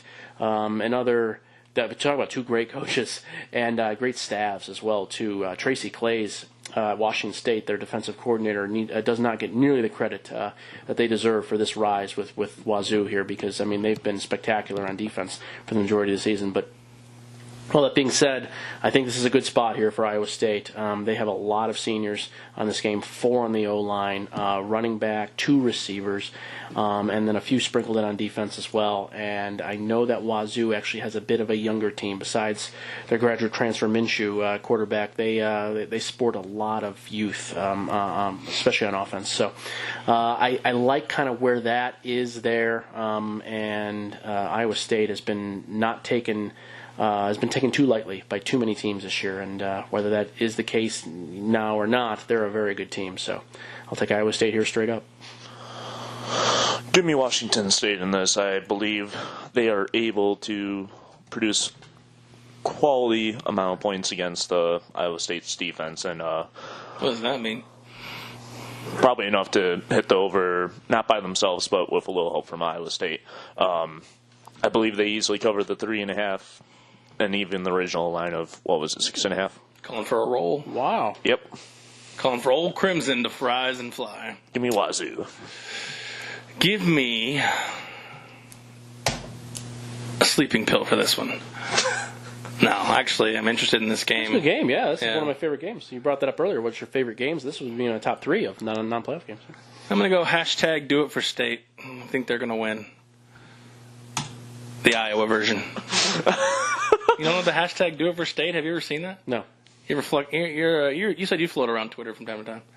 Float, yes. I mostly just read stuff of player updates. Just do it for search state. the hashtag do it for state and make sure you're in a safe for work or a non-safe for work environment. Oh, okay. We'll do. Make sure you're probably sitting alone when you. Ooh. Is this one of those like token kind of creepy things in your house or no? I mean, okay. You went to college. You know what happens in college. Somewhat. It's basically an old Barstool hashtag. Okay, fair enough. I will look it up. Just don't be around people when you're. Don't be around people you want to respect you when you look at those hashtags. That's easy. I don't like people very much anyway, so it's fine. Well, I feel honored then, unless he hates us. He wouldn't come over to do a free podcast if he didn't like us. Probably not. So, all right, the Peach Bowl, Florida and Michigan. Probably would have been a better matchup with Florida and UCF, but if you believe the conspiracy theories, Florida dodged UCF. Nevertheless, they get Michigan for the 3rd time in 4 years in a bowl game. Michigan is an 8-point favorite at this point. Who you like? Don't know what I would do if we had to actually bet against the spread, so I'm glad we have it set up the way we have. Michigan's got a couple of guys that are not going to be playing this one based on decision, and so that gives me a little bit of pause. But no, I think no players that are absolutely necessary. So this is just let's find the better team. Michigan has played well in these games over the last few years. It's not a team that tends to tank in spots like this. While I respect what Florida's doing right now and how they're starting to rise, I like Michigan a lot in regards to these two teams and how they compare players involved. So I'll take Michigan. Yeah, I'll take Michigan as well. If we had to bet against the spread, I would probably take Florida, though. I believe this game comes down to about 3 or 4 points, and Michigan keeps Florida in key with their defense. So I agree with everything you just said. Michigan wins, but if we had to pick the spreads, I'd say Florida as well. All right, the Belk Bowl, which is apparently a thriving department store. It's a southeast thing, from what I understand. They had some in Virginia as well. It must stop before Florida because I've never heard of it. Okay. Did you ever hear of Burdines? No. Okay, that was a store that went out of business. Dillard's? Yes. Okay. I don't know how far that stretched. Interesting how all these, depending on where sounds you're like you're talking French around me or something. Pretty good stuff. I like it. I'm sorry, I'm sorry that our department stores weren't abandoned buildings. That is true. Nevertheless, it's UVA versus South Carolina. 2 P5 programs, both 7-5 this year. South Carolina is the favorite here in this spot. This game's in Charlotte? Yes. Yeah, it's at Panther Stadium? No, BOA. Yeah, Bank of America. Yes. No, not the Panther Stadium. Yes. Bank of America Stadium. BOA. Which is true. It's not the Panther Stadium. It's the Panthers lease it. So, nevertheless, Virginia and South Carolina. Another difficult one. Another very, very difficult one. I feel like we have 2 Power 5 teams that we kind of have a good idea about. We should, or at least for my own aspect, I'd be more comfortable with this. But, not really so. A lot of the news that came out early was the fact that Deebo Samuel, receiver for South Carolina, is not going to play in this game. And that was pretty much news that I didn't care about at all. I know the media seemed to eat it up because he's a flashy receiver, but he's not even the best receiver on the team. I think Edwards is actually clearly a step above. So, again, who really cares? I don't. I've underrated Virginia all season long, and while I've always been a fan of Bronco Mendenhall, and it looked like the team was getting a lot better and things, and the program was on the rise. I didn't expect them to play as well as they did this year. So with that being said, it's kind of hard to keep seeing them as underdogs here and really know what to do. It's been a tough spot. So I think if we, as you guys had correctly said in that last game, you might be taking the underdog here if we were doing a point spread type of game contest. But I think for this one I might be doing that. But here I will just take the favorite and with South Carolina because I'm not really sure what else to do. I am going to take the Cavaliers in this one. I'm taking the dog. I'll take them plus the points and I'll take them outright. There you go. Me too. Wahoo! I'm taking the. Oh, wow, this is one of the rare. There's only been one other one where they've both been against me. Wow, this is. I'm kind of scared now. I don't like it. Usually I get excited, but this one is. I'm confident about the other games, not this one as much. What was the other game? There's a couple others. Actually, there's one I thought. Eastern Michigan. That one I feel okay with. And Army was. I guess there was 3. Yeah, Army. Yeah, I don't like that one either. Okay. Eastern Michigan. I'll be okay, I think. I don't know. So there we go. All right, the Nova Home Loans Arizona Bowl to be played in Punta Cana, Dominican Republic. Be fun. Yeah, it would be. Probably be weird calling it the Arizona Bowl, though. Not for Token, though. Token would not want to go there. He would like to go to the Yukon territory. The cold weather games. Yeah. The Great Alaska He's like, where's Bowl. the Great White North Bowl? Yeah. We're in Canada somewhere. Yeah. Nevertheless, the Arkansas State, is that a Wolfpack? Facing the Nevada Wolfpack. What are they? Not the Wolfpack? It's a 2-word name, I think, Arkansas State. Red Wolves? Red Wolves. Red Wolves, Okay. yes. Right. Red Wolfpack. Versus the Blue Wolfpack. It's the Bloods and the Crips in the Arizona Bowl. East side, west side. Wow. But only on the left side. Yeah, that's the Crip side. All right. I've said too much. No, it's good. You brought up the stadium. I think Arizona Stadium is actually one of the oldest stadiums in the United States, I think, for sports. They've been around almost 100 years. It's kind of one of those weird, stupid facts that don't really matter. But, so... There's a lot of that on this like podcast. bowl games. Yeah, very similar. So this one is, it's a small spread. Obviously, this is one of those, I had mentioned off the air that there were 3 games that I don't know how anyone could really know what was going on, and this is absolutely one of those games. I have no idea where you would start, where you would finish. I don't know what you would even do. These 2 teams are they're different sides of the map, different type of, scheme, especially offensively. At least that's what I can relate to. I no idea. Absolutely no idea. I thought Blake Smith would be another guy that would probably get a job at some point here. He's done a really nice job with Arkansas State, and I know he likes to talk about how they're clearly the best team in that state, and I still think they are, hands down at this point. So I'm just going to go with the guy who a lot of competition, who I know is going to show up in this game, and I think Blake will. So. I guess I'm going to be on Arkansas State, but I have no idea how to handicap this thing. Not a clue. Yeah. Give me the Wolfpack in this. And the Blue Wolfpack, I mean. I'm with you. Arky State. Okay. So I have no confidence at all in it, so I don't know where you stand. But I do. I like the team. And the last team to beat UCF in a bowl game were the Arkansas State Red Wolves. Oh. They beat them bad, too. So, that being said, we will move into the Military Bowl presented by Northrop Grumman. Northrop Grumman? Northrop Grumman. Cincinnati versus Virginia Tech. Virginia Tech needed every bit of that last game to get into bowl eligibility. Faces a Cincinnati team that's probably better than your dad's Cincinnati teams of the past. 10-2. All right, Cincy Vatek. Yeah, this one, talk about a game that Token would want to go to that I wouldn't. That is a brutal spot to be, right on the water there in Annapolis, Maryland. New Year's Eve, it's going to be awful sitting there. I will pass vehemently. But, that said, I like Cincy. And I like Cincy, I think, a pretty healthy amount here. Vatek has been surprisingly, worst part about their team has been defensively here. I don't think they missed much of a beat after losing Josh Jackson at quarterback on offense, but defensively they just haven't been able to stop anybody. One of the worst rush defenses in the Power 5. They allow 5.3 yards per carry, and that's against some teams that have not run the ball that well this year. That is a glaring statistical anomaly, and I just like Cincy to be able to roll here, and I think they're the better team, as funny as that sounds. I'll take Cincy. Yeah, give me Cincinnati as well. I believe they win this game, cover the original spread, and move on.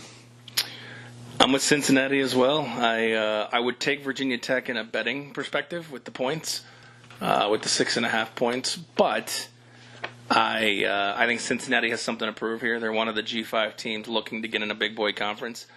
And anytime you get a Power 5 opponent right in front of your face, it's going to add a little bit of motivation. So a very known Power 5 opponent, too. Yeah. So there you go. I'm going to take Cincinnati with the added motivation in that spot. All right, let's move on to the Hyundai Sun Bowl. Is that in Arizona, too? That's in New Mexico, right? No. El Paso, Texas. Yep. At the Sun Bowl. Funny enough. Hence the name. I don't know these things, man. That's right. You're just hosting the show, that's all. Yeah, I figure Hyundai, that's like a planet, so this game's played in Uranus. Pitt versus Stanford.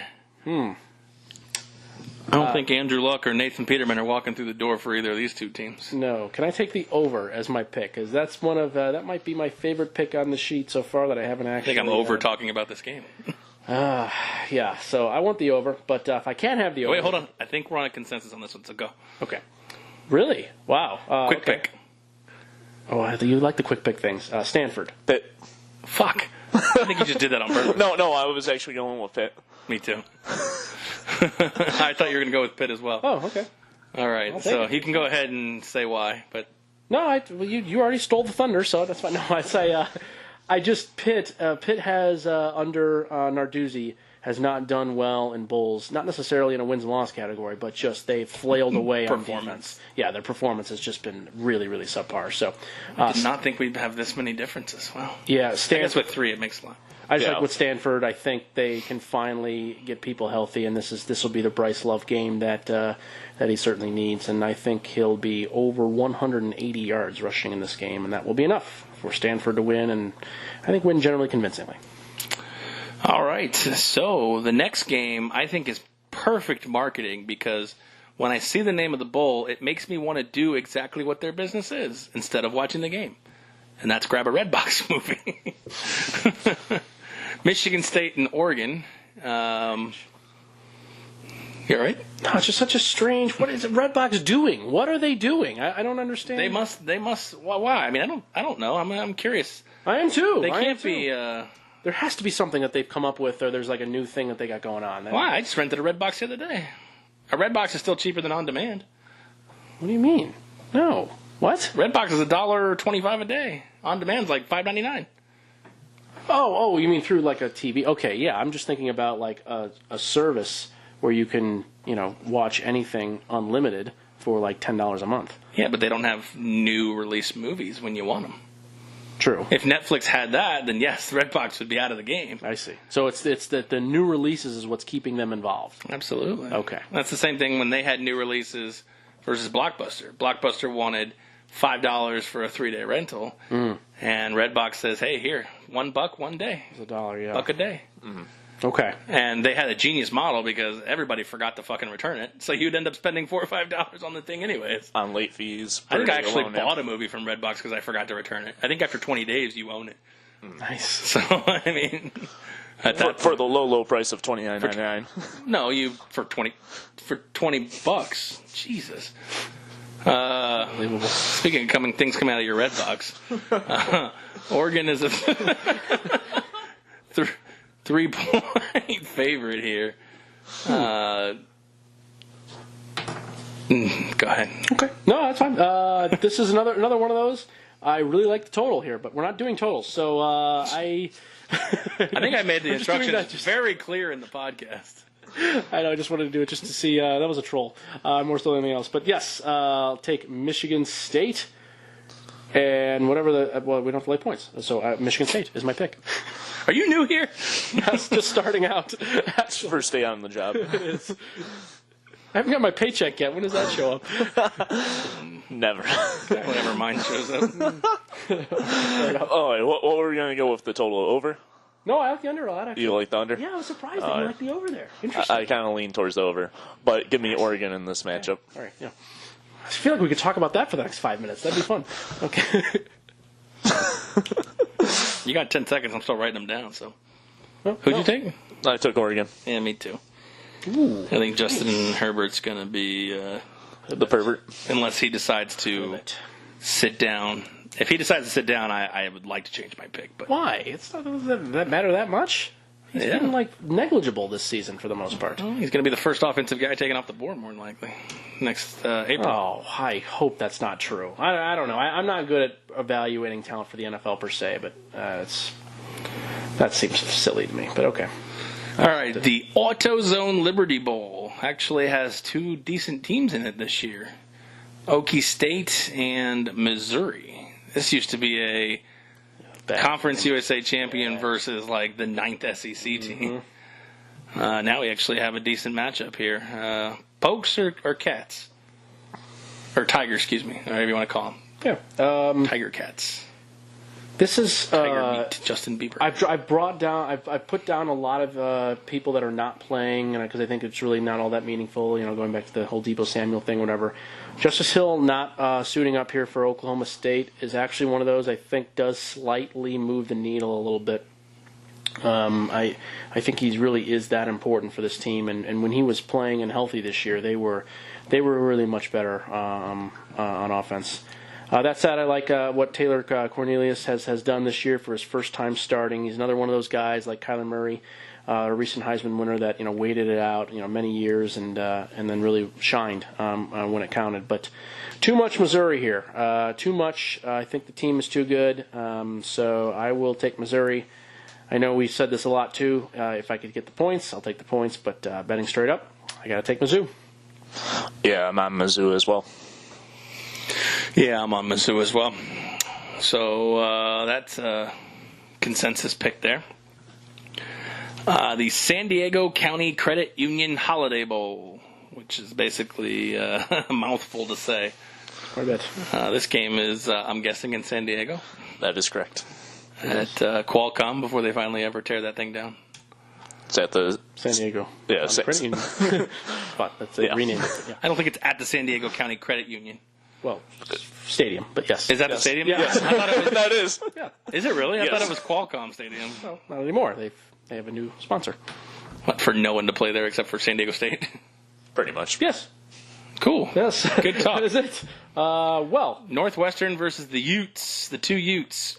Utes. This is one of those That was that a 7-point favorite. I don't have a lot going on New Year's Eve this year, so I think I'm going to maybe actually make the drive myself and go to that one. I know the tickets are.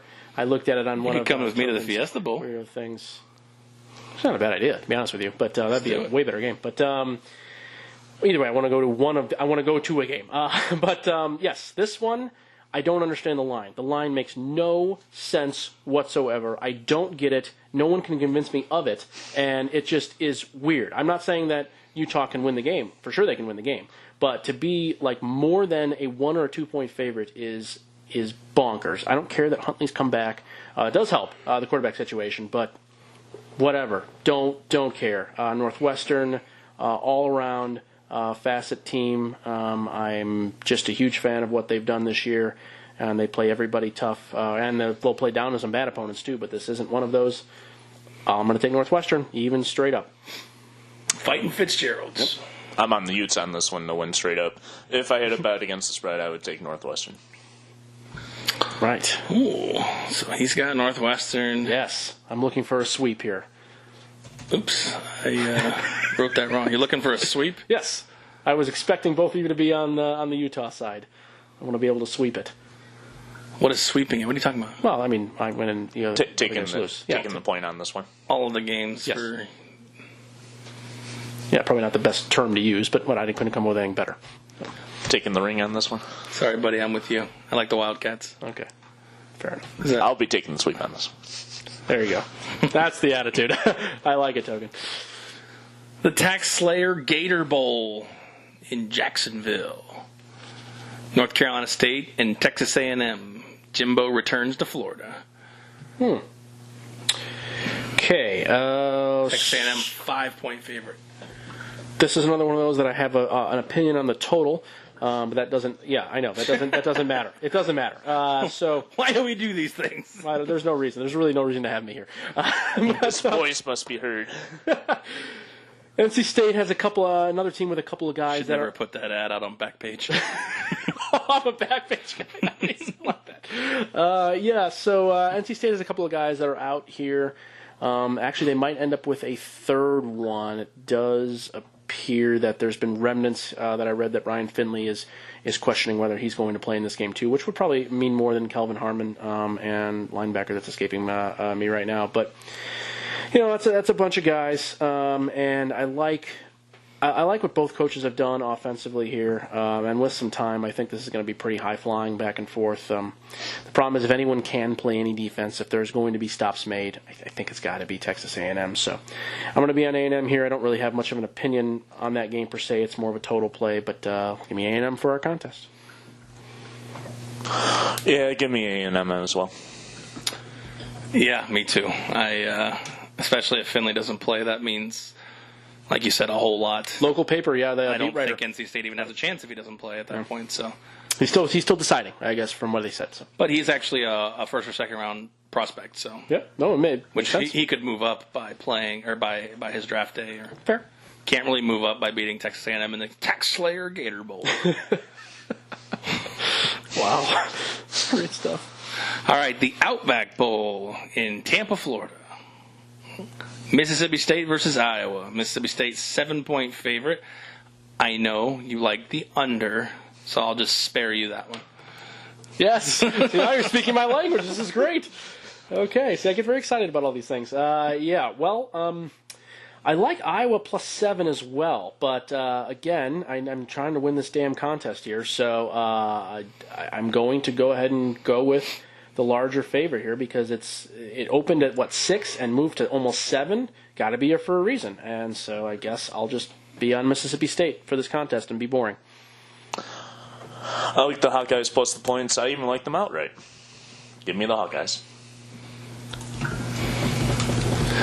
The rubber pick.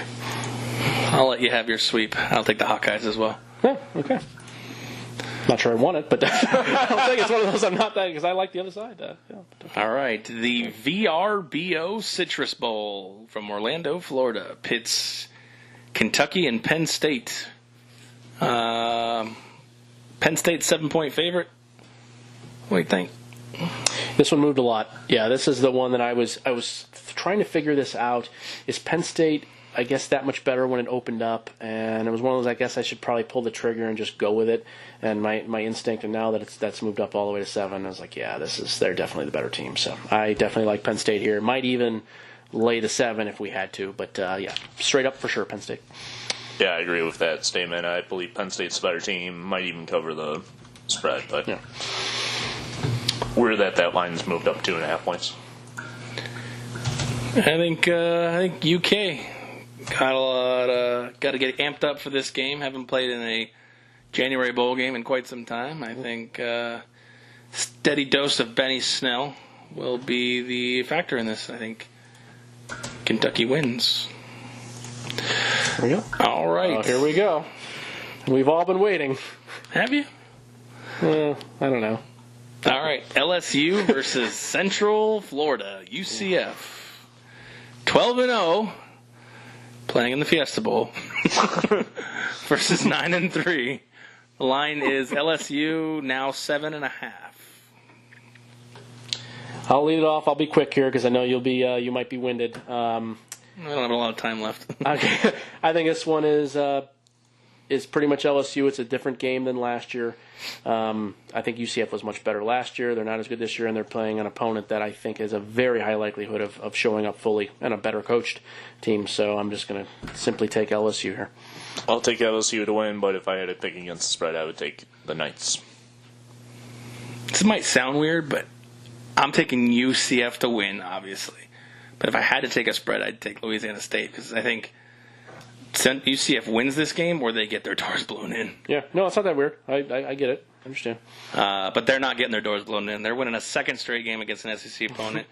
Put them in Arizona. Put them in Atlanta. I don't give a fuck where you put them. They're going to win this game. They can win anywhere. And you should come. It's going to be a good one. I would skip the San Diego County Credit Union Holiday Bowl. San Diego's awesome, though. It's a great spot. The stadium is a complete piece of shit, by the way. I've been there twice. It is a complete zero of a place. It really is. And Glendale's like the opposite. So that is even worse than Ford Field in Detroit. Well, I like domes. I like being indoors and not being cold. I know we're opposite in that sense, but Ford is not my favorite dome that I've ever been to. I'll grant you that, but no, I would much rather have Ford Field. You can't even get into the stadium in a normal fashion at the Credit County, whatever that place is in San Diego. It sucks. There's only 3 entrances the whole place, so you better not go at a busy time. I can't imagine why the Chargers moved to LA. Oh, it is. It's an eyesore. It's like in a crowded street. It sucks. It really is bad. All right, Sugar Bowl. You can't spell sugar without UGA, and they're facing Texas. You just come up with that? No, you never heard that before? No. Oh, okay. Well, then I totally just came up with that. Oh. Right. No, that's one of their big cries. Whenever the national championship used to rotate, every time it was the Sugar Bowl, you can't spell sugar without UTA. Okay. All right. It's just a Southern thing, I guess. I don't know. All right. Fair enough. Yeah, I'm not going to take any time. I'm taking the way better team here, Georgia. Done. Yeah, I'm taking Georgia, but if I had to pick a side against the spread, Texas. You're just as bad as him. We get it. We like it. We're spread betters. We're gonna do a podcast with spreads. Just calm your tits. But what if they don't listen to that? We get too excited. They probably listen to that before they listen to this one. All right. Ohio State versus Washington. I picked UGA. I said it, but you guys were probably listening but didn't hear it. Well, I didn't hear it. No, I didn't think you said it, but okay. We'll move on. Rose Bowl game, Washington versus Ohio State. Great game. Ohio State 7-point favorite. I have to take Ohio State. I think Washington has a decent chance here. But this final game with Urban Meyer is irking me. And I think that's almost too much. I don't like it. If this was like a normal game, it was just like whatever, he's going to be back next year, everything will be fine. I could very much maybe push to the Washington side, but I gotta go with Ohio State, unfortunately. I want them to lose, though. Believe me, I'll be rooting for Washington hard. But, yeah. Yeah, you cashed your Big Ten ticket, so you're good. I know, but I like Washington a lot, though. I like that program. Yeah, I like the Buckeyes as well. I think they win this game. They'll probably even cover, but yeah. I hope not. But you're probably right, though. I say you chicken out. Bet with your nuts on this one. I did. I'm going chicken out. You're I'm right. going Huskies. I did. I want him to ride off in the sunset to hell. I cannot stand Urban Meyer. You're right. I don't like him either. So, yep. Ship the sherbert to that pervert. So, all right. Prop Bet Bowl podcast complete. I almost exited out of our picks. We're going to be posting the results as it goes along, or on the website or anything like that, or we just kind of keep it in. What do you mean? Well, I mean, we could since it's the contest between the three of us, we could kind of keep a running total of how things are going on the Vegas Square site or something like that. I think that could be kind of fun. I'll update it on Twitter. Or Twitter, yeah. We'll keep track of it with our other podcasts. Oh, good. Okay. Excellent. Because we have a lot. I mean, that's what I'm saying. There's so many games. It's kind of fun. 1, 2, 3, 4, 5. It's probably about 6, 20. 7, 8, 9, 10, 15, 23 out of 42 games. We have over half the games where we're on some different. One of us is on a different pick. I agree. That is good. It's great. So that is exciting news. I would post it. I would post our picks on the website, but then no one would ever have to listen to this podcast, which would kind of defeat the purpose. Oh, fair enough. Okay, yeah, Twitter's probably a better option anyway. So I'll keep up with it on Twitter, and then we'll do updates throughout our all our different podcasts. Because we still got to fill Fridays and Saturdays and Sundays and Thursdays, or Saturdays, with Sundays, this nonsense of podcast. Yeah. Well, we missed Thursday last week because I didn't realize it was Thursday and you guys weren't available. Yeah. These things happen. Yep. So, all right, rock and roll. That's our prop bet bowl prediction. Whatever. It's bowl season. It's our bowl picks. Not against the spread, not the totals. We just picked straight up Winner or loser? Winner? Well, not winner or loser, but just the winner.